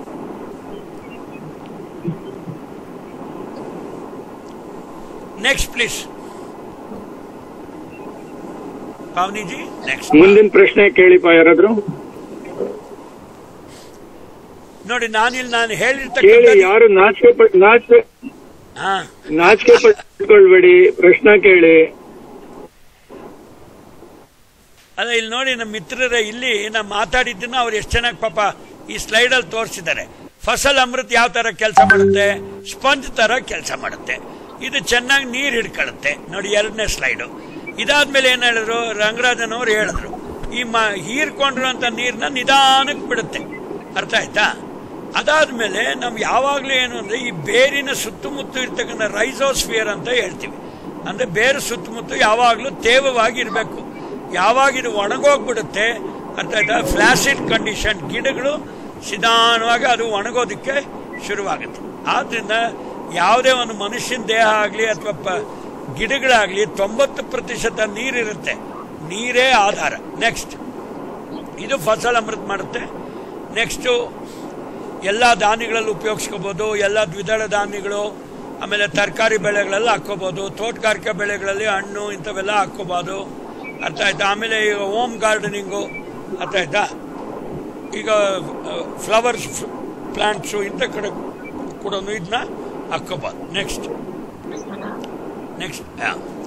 ಹೆಂಗ್ ಬಳಸೋದು ಅಂತ ಹೇಳಿದ್ರೆ, ಸುಮಾರು ಒಂದು 5ರಿಂದ 10 ಇಂಚು ಮಣ್ಣೊಳಗಡೆ ಮಣ್ಣನ್ನ ಹಾಕಿರಿ. 5ರಿಂದ 10 ಇಂಚ್ವರೆಗೂ ಆಗದ್ಬಿಟ್ಟು ಹಾಕಿ. ಯಾವುದೋ ಈ ಅಮೃತ ಫಸಲ್ಲು 50ರಿಂದ 60 ಗ್ರಾಮ್ ಹಾಕಿ ಮಣ್ಣಲ್ಲಿ ಮುಚ್ಚಿ. ಅಂದ್ರೆ ಇದು ಒಂದು ಗಿಡದ ಲೆಕ್ಕ ಹೇಳ್ತಾವ್ರೆ. ಅದಾದ್ಮೇಲೆ ಅಗತ್ಯ ಇದೆ ಮಣ್ಣಿಗೆ ನೀರು ಹಾಕಿ. ಅದಾದ್ಮೇಲೆ 15 ದಿವಸಕ್ಕೆ ಒಂದ್ಸಲಿ ಮಣ್ಣಿನ ತೇವಾಂಶ ಇರುತ್ತೆ. ಅವ್ರು ಹೇಳಿದ್ರು, ಈಗ 180 ದಿವಸ ಅಂತ ಹೇಳಿದ್ರೆ ಏನೋ 30 ದಿವಸ, 6 ತಿಂಗಳವರೆಗೂ ಇದು ಚೆನ್ನಾಗಿ ಕೆಲಸ ಮಾಡುತ್ತೆ. 6 ತಿಂಗಳಾದ್ಮೇಲೆ ನಿಧಾನಾಗ ಬಯೋಡಿಗ್ರೇಡಬಲ್ ಅಂದ್ರೆ ಇದು ಕಳೆಯೋದಕ್ಕೆ ಶುರುವಾಗುತ್ತೆ. ಆಮೇಲೆ 6 ತಿಂಗಳಾದ್ಮೇಲೆ ಮತ್ತೆ ಕೊಡೋದು. ಸೊ ಆದ್ರಿಂದ ಇದು ಒಂದು ಉತ್ತಮವಾಗಿರ್ತಕ್ಕಂಥ ಸಾವಯವ ಗೊಬ್ಬರ ಇದಾಗಿದೆ. Next please. ಸೊ ಯಾವ್ಯಾವ ತರ ಸೀಡ್ ಡ್ರಿಲ್ ಅಲ್ಲಿ ಹೊಡ್ಕೋಬಹುದು, ಅರ್ಥ ಆಯ್ತಾ? ಅದಾದ್ಮೇಲೆ ನೋಡಿ, ಒಂದೊಂದಾಗಿ 5 kg ಅಷ್ಟು ಫಸಲ್ ಅಮೃತ ಒಂದು ಎಕರೆಗೆ ಅವ್ರು ಹೇಳ್ತಾ ಇರೋದು. ಅರ್ಥ ಆಯ್ತಾ? ಅದಾದ್ಮೇಲೆ ಬಿತ್ತನೆ ಮಾಡೋಕ್ಕಿಂತ ಮುಂಚೆ ಅಮೃತನ ನಾವು ಮಣ್ಣಲ್ಲೂ ಹಾಕೋಬಹುದು, ಮತ್ತೆ ಬೀಜದಲ್ಲಿ ಕೂಡ ಕಲಸಿ ಹಾಕೋಬಹುದು. ನಾವು ಬಹಳ ಮುಖ್ಯ ಏನಂದ್ರೆ, ಬೀಜದಲ್ಲಿ ಕಲಸಿ ಹಾಕಿದಾಗ ಅದು ಮೊಳಕೆ ಹೊಡೆದು ಬೇರೆ ಮೊದಲು ಬರ್ತದಲ್ಲ, ಅಲ್ಲಿ ಇದಕ್ಕೆ ಹೋಗಿ ಕೂತ್ಕೊಂಡು ಅದಕ್ಕೆ ಯಾವ ತರ ಒಂದು ತಾಯಿ ಮಗುಗೆ ಹಾಲು ಕುಡಿಸ್ತಾರೋ ಅದೇ ತರನೇ ಈ ಫಸಲ್ ಅಮೃತ ಕೂಡ ಬೇರುಗಳಿಗೆ ಸದಾ ನೀರು, ಪೋಷಕಾಂಶಗಳನ್ನ ಒದಗಿಸೋದಕ್ಕೆ ಒಂದು ಪೂರಕವಾಗಿರುವಂತಹ ವಾತಾವರಣನ ಕ್ರಿಯೇಟ್ ಮಾಡುತ್ತೆ. ಅದಾದ್ಮೇಲೆ ನೋಡಿ, 15 ದಿವಸ 180 ದಿವಸದವರೆಗೂ ಈ ತೇವಾಂಶ ಹಂಗೆ ಉಳ್ಕೊಳ್ಳುತ್ತೆ. ಅರ್ಥ ಆಯ್ತಾ? ಬೀಜ ಕೊರೆಯೋದು ಹೇಳಿದ್ವಲ್ಲ, ಇದು ಕನ್ನಡದಾಗ ಹೇಳೋರೆ, ಇದು ಇಂಗ್ಲಿಷ್ನಾಗ ಹೇಳೋದು. Next please. ಅದಾದ್ಮೇಲೆ ನಾವು ಬ್ರಾಡ್ಕಾಸ್ಟಿಂಗ್ ಅಂದ್ರೆ ಪ್ರಸಾರ ಕೂಡ ಮಾಡ್ಬೋದು. ಒಂದು ಡ್ರಿಲ್ಲಿಂಗ್ ಮೆಥಡ್ ನಂಗೆ ಮಾಡಿದೀವಿ. ಇನ್ನೊಂದೇನು ಅಂತ ಹೇಳಿದ್ರೆ, ಒಂದು 10ರಿಂದ 15 kg ಒಣ ಮಣ್ಣು ಜೊತೆ ಬೆರೆಸ್ಬಿಟ್ಟು ಇದು ಸುಮ್ಮನೆ ನಾವು ಹೊಲದಾಗೆ ಚೆಲ್ ಬಿಡ್ಬೋದು. ಅದೊಂದು ಮೆಥಡ್. ಪ್ರಸಾರನೂ ಮಾಡ್ಬೋದು. ಆ ಸೀಡ್ ಡ್ರಿಲ್ ಮೆಥಡ್ ನಂಗೆ ಮಾಡ್ದ ಏನು ಅಂತ ಹೇಳಿದ್ರೆ, ಪ್ರತಿಯೊಂದು ಬೀಜ ಪ್ರತಿಯೊಂದು ಬೇರೆ ಹತ್ರನೇ ಅದು ಕುಂತ್ಕೊಂಡಿರುತ್ತೆ. ಈ ತರ ಬ್ರಾಡ್ಕಾಸ್ಟಿಂಗ್ ಪ್ರಸಾರ ಮಾಡೋದೇನು ಅಂದ್ರೆ, ಎಲ್ಲ ಕಡೆ ತೇವಾಂಶ ಚೆನ್ನಾಗಿರುತ್ತೆ. ಬಟ್ ನಾವು ದೊಡ್ಡ ದೊಡ್ಡ ಹಣ್ಣಿನ ಗಿಡಗಳು, ಪಪಾಯ, ಪೊಮಗ್ರೆನೇಟ್ ಇಂಥ ಕಡೆ ಏನು ಅಂದ್ರೆ ಸೀಡ್ ಡ್ರಿಲ್ ಮೆಥಡ್ ಪ್ರತಿಯೊಂದು ಗಿಡದ ಲೆಕ್ಕ. ಈಗ ನಾವು ಒಂದು ಭತ್ತ ಹಾಕ್ತಿವಿ ಅಥವಾ ಇನ್ಯಾವುದೋ ಒಂದು ಎಕರೆಗಟ್ಟಲೆ ನಾವು ಯಾವುದೋ ಧಾನ್ಯ ಹಾಕಿರ್ತೀವಿ, ಆವಾಗ ಈ ಪ್ರಸಾರ ಮಾಡುವಂತ ಬ್ರಾಡ್ಕಾಸ್ಟಿಂಗ್ ಮೆಥಡ್ ಉತ್ತಮವಾಗಿರುತ್ತೆ. ನೆಕ್ಸ್ಟ್. ಸೊ ಈಗ ಈ ಫಸಲ್ ಅಮೃತನ ಬೇಕಾದಷ್ಟು ಕಡೆ ರಿಸರ್ಚ್ ಮಾಡಿ ಟೆಸ್ಟ್ ಮಾಡವ್ರೆ. ಎಲ್ಲೆಲ್ಲಿ ಮಾಡವ್ರೆ? ಉದಯ್ಪುರ್ನಾಗೆ. ಓಕೆ, MPUAT ಉದಯ್ಪುರಲ್ಲಿರೋಂಥ ಇದು university, Maharana Pratap university of agriculture and technology. ಇವರು ಇದನ್ನೆಲ್ಲ ರಿಸರ್ಚ್ ಮಾಡಿ ಕಂಡಿಡ್ಕೊಂಡು 40% ನೀರು ಉಳಿತಾಯ ಆಗುತ್ತೆ. ಅಂದ್ರೆ ಅರ್ಥ ಏನು? ನೀವೊಂದು 100 ಲೀಟರ್ ನೀರು ಹಾಕ್ತಾ ಇದ್ರಿ ಮಾಮೂಲು ಒಂದು ಯಾವುದೋ ಒಂದು ಗಿಡಕ್ಕೆ, ಈಗ 40 ಲೀಟ್ರ್ ಹಾಕಿದ್ರೆ ಸಾಕು, 60% ಅಷ್ಟು ನೀರು ಉಳಿಯುತ್ತೆ. ಆದ್ರೆ ನೀರು ಉಳಿದಿದ್ದೆಲ್ಲ ಆವರಿಯಾಗಿ ಹೋಗ್ಬಿಟ್ಟು ಎವಾಪೋ ಟ್ರಾನ್ಸ್ಪಿರೇಷನ್ ಆಗಬೇಕು ಅಂತ ಅರ್ಥ ಅಲ್ಲ. ಅರ್ಥ ಆಯ್ತಾ? More crop per drop. ಮಿಕ್ಕಿರೋಂಥ ನೀರನ್ನ ನಾವು ಬೇರೆ ಬೆಳೆಗಳಿಗೂ ಹಾಕಿ ಅದನ್ನು ವಾಟರ್ ಯೂಸ್ ಎಫಿಷಿಯನ್ಸಿ WUE ಅಂತ ಹೇಳ್ತೀವಿ ನಾವು. ಸೊ ಆ ಥರ ನೀರಿನ ಒಂದು ಸಾಮರ್ಥ್ಯತೆಯನ್ನು ನಾವು ಜಾಸ್ತಿ ಮಾಡ್ಕೋಬೇಕು ಈ ಫಸಲ್ ಅಮೃತ ಅಂತದನ್ನ ಹಾಕೊಂಡು. Next please. ಸೊ ಇನ್ನೇನು ಹೇಳವ್ರೆ, ಇದೇ MPAT ಉದಯಪುರಲ್ಲಿ ಮತ್ತೆ ಬೇರೆ ಕಡೆನೂ ರಿಸರ್ಚ್ ಮಾಡಿಬಿಟ್ಟು ಅಕ್ರಿಪ್ all India coordinated research project ಇವರು 25% ಆದಾಯ ಜಾಸ್ತಿ ಆಗಿದೆ ಅಂತ ಲೆಕ್ಕ ಮಾಡೋರು. ಅರ್ಥ ಆಯ್ತು? ಬರೀ ಲೆಕ್ಕ ಪುಸ್ತಕದಾಗ ಮಾಡೋದಲ್ಲ, ಆ ಎಕ್ಸ್ಪೆರಿಮೆಂಟ್ ಮಾಡಿ ಪ್ರತಿ ಗಿಡದಲ್ಲಿ ಎಷ್ಟು ಬೆಳೆ ಬಂತು, ಎಷ್ಟು ಇದ್ರ ಕ್ವಾಲಿಟಿ ಇತ್ತು, ಎಷ್ಟು ಇಳುವರಿ ಬಂತು ಅನ್ನೋದ್ರ ಮೇಲೆ 25 ರೂಪಾಯಿ ಅಷ್ಟು 100 ರೂಪಾಯಿಗೆ 25 ರೂಪಾಯಿ ಜಾಸ್ತಿ ಆದಾಯ ಬರ್ತದೆ ಅಂತ ಅವ್ರು ಕಂಡು ಹಿಡಿದವ್ರು. ನೆಕ್ಸ್ಟ್ ಫಸಲ್ ಅಮೃತ. ಸರ್ ಒಂದ್ ನಿಮಿಷ. ಸೊ ಇದು ಬಂದು ಈ ಪ್ರಾಡಕ್ಟ್ ಬಂದು ನಮ್ಮ ಇಂಡಿಯಾ ಜಪಾನ್ ಇದರಲ್ಲಿ ಮಾಡಿದ್ದು. ಜಪನೀಸ್ ಅಲ್ಲಿ ಹೋಗಿ ಜಪನೀಸ್ ಟೆಕ್ನಾಲಜಿ ಇಟ್ಕೊಂಡು ಮಾಡಿದ್ವಿ. ಆ ಜಪನೀಸ್ ಸರ್ಟಿಫಿಕೇಶನ್ ಇದೆ, ಆಮೇಲೆ ಯುರೋಪ್ ಸರ್ಟಿಫಿಕೇಶನ್ ಇದೆ, ಎಕೋ ಸರ್ಟಿಫಿಕೇಶನ್ ಇದೆ, ಆಮೇಲೆ US ಸರ್ಟಿಫಿಕೇಶನ್ ಇದೆ. ಈ ಪ್ರಾಡಕ್ಟ್ ಎಲ್ಲ very well certified patented product. ಒಳ್ಳೆ ಪ್ರಾಡಕ್ಟ್ ಇದು ನಿಮ್ಗೆ. ಅಲ್ಲ, ಈಗ ರಂಗರಾಜ್ ಅವರು ಹೇಳುವಂತ ಅಂಶ ಯಾವ್ದಕ್ ಪುಷ್ಟಿ ಕೊಡುತ್ತೆ ಅಂತ ಹೇಳಿದ್ರೆ, ಇಲ್ಲಿ ಸುಮ್ಮನೆ ಬಂದ್ಬಿಟ್ಟು ಅದು ಮಾಡು ಇದು ಮಾಡು ಅಂದ್ರೆ ಇವತ್ತಿನ ದಿವಸ ರೈತರು ಮಾಡಲ್ಲ. ಪ್ರತ್ಯಕ್ಷ ನೋಡಿದ್ರು ಪ್ರಮಾಣಿಸಿ ನೋಡ್ಬೇಕು. Seeing is believing, learning by doing ಅಂತ ನಮ್ಮ ಎಕ್ಸ್ಟೆನ್ಷನ್ ಪ್ರಿನ್ಸಿಪಲ್. ಸೊ ಈಗ BHU ಬನಾರಸ್ ಹಿಂದೂ ಯೂನಿವರ್ಸಿಟಿ ವಾರಣಾಸಿನಲ್ಲಿ ಟೊಮೆಟೊ ಬೆಳೆ ಮೇಲೆ ಮತ್ತು all India coordinated research project maize ಕ್ರಾಪ್ನಾಗೆ ಕರೀಂನಗರ್ ಅಂದ್ರೆ ಇದು ತೆಲಂಗಾಣಲ್ಲಿ ಬರ್ತದೆ. ಸೊ ಇಲ್ಲೆಲ್ಲ ಎಕ್ಸ್ಪೆರಿಮೆಂಟ್ ಮಾಡಿದಾಗ 30% ಇಳುವರಿ ಜಾಸ್ತಿ ಆಗಿದೆ. ಬಹಳ ಮುಖ್ಯವಾಗಿರುವಂತ ಅಂಶ ಯಾವುದು? ಫಸಲ್ ಅಮೃತ ಉಪಯೋಗಿಸಿರೋದ್ರಿಂದ. Next please. ಅದಾದ್ಮೇಲೆ ಇದು ಕೂಡ ಅದೇ ತರನೇ ಈ ಟ್ರಯಲ್ಸ್ ಮಾಡಿದಾಗ ಅವರು ಮಾಮೂಲಿ NPK ಡೋಸ್ ಏನಿರುತ್ತೆ, ಅರ್ಥ ಆಯ್ತಾ, 20 40 30 30 ಅಂತ ಇಟ್ಕೊಳ್ಳೋಣ. ಉದಾಹರಣೆಗೆ ಯಾವ್ದು ಟೊಮೆಟೊ ಗಿಡಕ್ಕೆ ಇಟ್ಕೊಳ್ಳೋಣ. ಸೊ ನಾವು 20% ಅಂದ್ರೆ ನಾವು ರಾಸಾಯನಿಕ ಗೊಬ್ಬರಗಳನ್ನ 20% ಕಮ್ಮಿ ಮಾಡ್ಬೋದು ಫಸಲ್ ಅಮೃತ ಹಾಕಿದ್ರೆ. ಸೊ ನಮಗೆ ಯಾವುದೇ ಒಂದು ಪರಿಕರಗಳು ಗೊಬ್ಬರ ಆಗ್ಲಿ ಏನಾರಾಗ್ಲಿ ಕಮ್ಮಿ ಉಪಯೋಗಿಸಿದ್ರೆ ಅದು ಕೂಡ ಒಂದು ಲಾಭ ಮಾಡ್ದಂಗ ಅರ್ಥ. ಇಲ್ಲ ಖರ್ಚು ಕಮ್ಮಿ ಮಾಡ್ಕೋಬೇಕು, ಇಲ್ಲ ಸಂಪಾದನೆ ಜಾಸ್ತಿ ಮಾಡಬೇಕು. ಎರಡೇ ಮಾರ್ಗ ಒಬ್ಬ ಮನುಷ್ಯ ಸಾಹುಕಾರ ಆಗ್ಬೇಕಾರೆ. ಸೊ ಇಲ್ಲಿ ಫರ್ಟಿಲೈಸರ್ಸ್ ಕೂಡ ರಸಗೊಬ್ಬರಗಳದ್ದು ಉಳಿತಾಯ ಆಗುತ್ತೆ. ನೆಕ್ಸ್ಟ್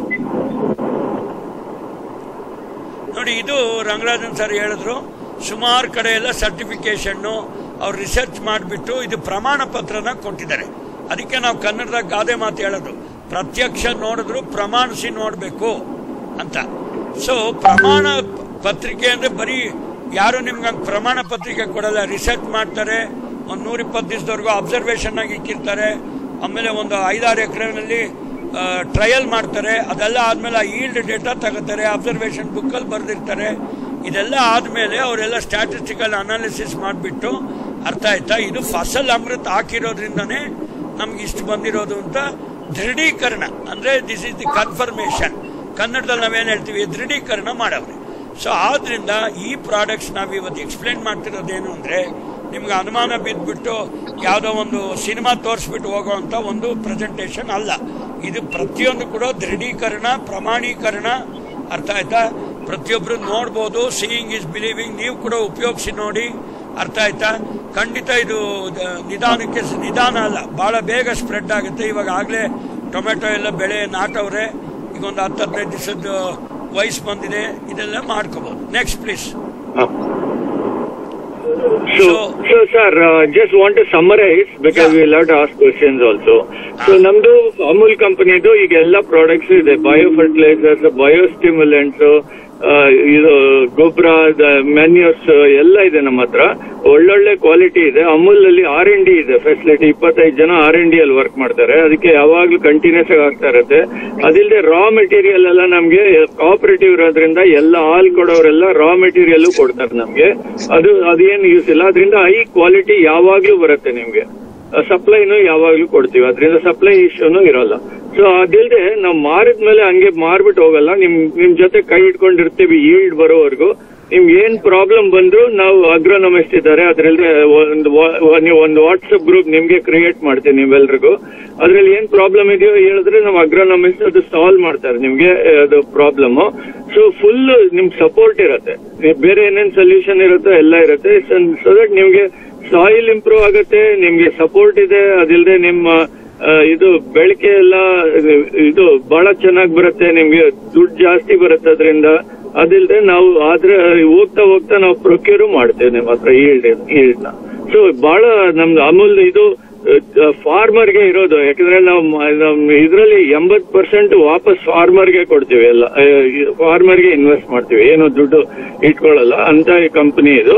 ಅದರಿಂದ ನೀವು ನನ್ ರಿಕ್ವೆಸ್ಟ್ ಏನಂದ್ರೆ ಎಲ್ಲರೂ ಇದಕ್ಕೆ ಮೂವ್ ಮಾಡಿ, ಬಹಳ ಚೆನ್ನಾಗಿದೆ, ನಮ್ ಸಪೋರ್ಟ್ ಬಹಳ ಚೆನ್ನಾಗಿರುತ್ತೆ. ಸೈಗಲ್ ಫೌಂಡೇಶನ್ ಅವರು ನಮ್ಗೆ ಇದು ಕೊಟ್ಟಿದ್ದಾರೆ, ಅವಕಾಶ ಕೊಟ್ಟಿದ್ದಾರೆ ಈ ಪ್ರೆಸೆಂಟ್ ಮಾಡೋದಕ್ಕೆ. ಅವರು ಸಪೋರ್ಟ್ ಮಾಡ್ತಾರೆ, ಅವ್ರಿಗೂ ಗೊತ್ತು ಈ ಪ್ರಾಡಕ್ಟ್ ಹೆಂಗಿದೆ ಚೆನ್ನಾಗಿದೆ ಅಂತ ಗೊತ್ತು. ಸೊ ಅದರಿಂದ ನಾನು ಏನ್ ಕೇಳ್ಕೊಳ್ಳೋದಂದ್ರೆ ನಮ್ಗೆ ಸಪೋರ್ಟ್ ಮಾಡಿ, ನಾವು ನಿಮ್ಗೆ ಒಳ್ಳೇದ್ ಮಾಡ್ಕೊಡ್ತೀವಿ. ಈಗ ಇದಾದ್ಮೇಲೆ ಬಹಳ ಒಂದು ಕಡೆಯದಾಗ ಒಂದು ಮಾತು ಅರ್ಥ ಆಯ್ತಾ? ಈಗ ಯಾವ ತರ ನಿಮ್ಗೆ ಇದು ಡಿಸ್ಟ್ರಿಕ್ಟ್ ವೈಸಾ ಅಥವಾ ಏನ್ ಮಾಡ್ತಾರೆ ಅಂತ ರಂಗರಾಜನ್ ಸರ್ ಅವ್ರಿಗೆ ಫೋನ್ ನಂಬರ್, ನಿಮ್ಗೆ ರಂಗರಾಜನ್ ಸರ್ ನಿಮ್ ಫೋನ್ ನಂಬರ್ ಹೇಳಿ ಅವ್ರು ಬರ್ಕೋತಾರೆ. ಸರ್ ನೀವು ಕೊಡಿ ಸರ್, ಪವನಿ ನಂಬರ್. ಓಕೆ ನಾವು ಈಗ ನಿಮ್ಗೆ ರಂಗರಾಜನ್ ಸರ್ ನಂಬರ್ ನಾನು ಕೊಡ್ತೀನಿ. ಇದಾದ್ಮೇಲೆ ನಿಮ್ಗೆ ಯಾವ್ದಾರ ಒಂದು ಮಾಹಿತಿ ಬೇಕಾದ್ರೆ, ಯಾವ ತರ ಡೀಲರ್ಶಿಪ್ ತಗೋಬೇಕು, ಯಾವ ತರ ಇದ್ ಮಾಡ್ಬೇಕು ಅನ್ನೋದೆಲ್ಲ ನಾವು ನಿಮ್ಗೆ ತಿಳಿಸ್ಕೊಡ್ತೀವಿ. ಈಗ ಇನ್ನೇನಾರ ಒಂದಿಷ್ಟು ಕ್ವಶನ್ಸ್ ಇದ್ದೆ ದಯವಿಟ್ಟು ಕೇಳಿ, ನಾವು ಉತ್ತರ ಕೊಡೋದಕ್ಕೆ ತಯಾರಾಗಿದ್ದೀವಿ. ಪಾವನಿ ದಯವಿಟ್ಟು ಕ್ಯಾನ್ ಯು ಟಾಕ್ ಮಾ sum up? Pavani sir, can you just sum up and share some more things? So ಏನಾದ್ರು ಕ್ವಶನ್ಸ್ ಇದೆಯಾ, ಬೇರೆ ಏನಾದ್ರು ಪ್ರಶ್ನೆ? ಎಸ್ ಸರ್, ಏನಾದ್ರು ಕ್ವಶನ್ ಇದೆ ಕೇಳಿ. Any question? Yeah Pavani, you answer all the questions. Yeah sir. So ನಮಸ್ತೆ ಸರ್, ನಾನು ಯತೀಶ್ ಮಾತಾಡ್ತಿದ್ದೀನಿ. So project associate Saigal foundation.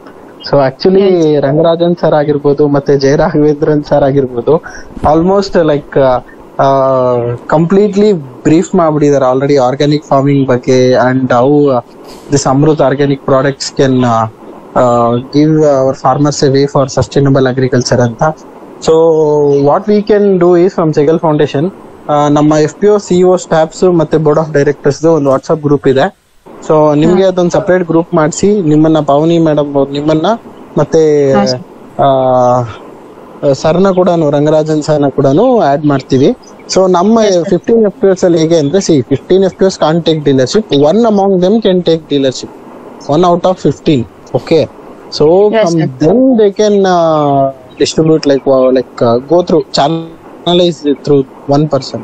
So that is what we are doing with other companies also. Yeah. So you better like we will keep supporting you. Sir, please, you are telling something, sir. Yeah. So if you can help us facilitate who will take the dealership, who is interested in it, that will help us, Yes, sir.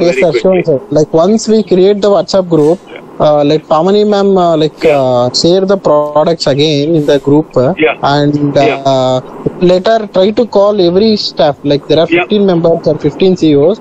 Later try to call once, and like anyhow we have introduced you to this Google meeting, sir. So then she can communicate us like who is showing much interest and all these things. So we will try to get the dealership for that particular FPO, and other FPOs can purchase and channelize the business with that particular FPO. Fantastic. Okay. So Pavani ma'am, by tomorrow morning we will add you to the group. Okay. Okay. So also. And lot of thanks to Saigal Foundation and Maltesh who arranged this meeting, Yatish and Navya and all of them. Really, they've been really wonderful. And also our friend from Saigal Foundation who is taking care of the project, water project and all, he was also very kind and helpful to take care of us. Okay. Thank you so Segal much, sir. Foundation. We are like we are also into sustainable practices with all FPOs with various methods and methodologies. We will try to take this relationship forward, sir.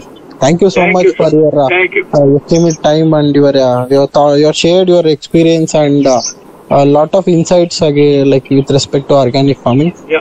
I only thank from Segal Foundation staff, sir, for this presentation. Thank you to your team. Thank you so much. Okay, ಕಡೆಯದಾಗಿ ನನ್ನ ಸಹೋದ್ಯೋಗಿಗಳು ರಂಗರಾಜನ್, ಪಾವನಿ ಮತ್ತೆ ಎಲ್ಲ FPOಗಳು ನೆರೆದಿರ್ತಕ್ಕಂಥವ್ರಿಗೆ ಧನ್ಯವಾದಗಳು. ಇದೇ ತರ ಇನ್ನು ಮುಂದೆ ಹೋಗ್ತಾ ಕೂಡ ಅದನ್ನ ಉಪಯೋಗಿಸ್ತಾ ಇನ್ನೂ ಏನೇನೋ ಕೆಲವು ಪ್ರಶ್ನೆಗಳು ಬರ್ಬೋದು, ಹೊಸ ಸಮಸ್ಯೆಗಳು, ಸೊಲ್ಯೂಷನ್ಸು, ಇದು ಚಿರ ನಿರಂತರವಾಗಿ ನಡೀತಾ ಇರುತ್ತೆ. ಸೊ ಇದು ಆರಂಭ ಮಾತ್ರ. ಇದು ಯಾವುದು ಈ ಆರಂಭ ಇದೇ ತರ ಚೆನ್ನಾಗಿರ್ಲಿ. ಇನ್ನು ಮುಂದೆ ನಮ್ಮ ಒಂದು ಸಹೋದ್ಯೋಗ, ನಮ್ಮ ಒಂದು ಕೋಆಪರೇಷನ್, ಸಿಂಕ್ರನೈಸೇಷನ್ ನಡೀತಾ ಇರಲಿ. ಯತೀಶ್ ಅವರೇ ಧನ್ಯವಾದಗಳು, ಮತ್ತೆ ನೆರೆದಿರ್ತಕ್ಕಂಥ ಎಲ್ಲರಿಗೂ ಧನ್ಯವಾದಗಳು. ನಮಸ್ಕಾರ, ಜೈ ಹಿಂದ್. ನಮಸ್ತೆ sir, thank you sir. Meeting ಬಿಡ್ಬೋದಾ?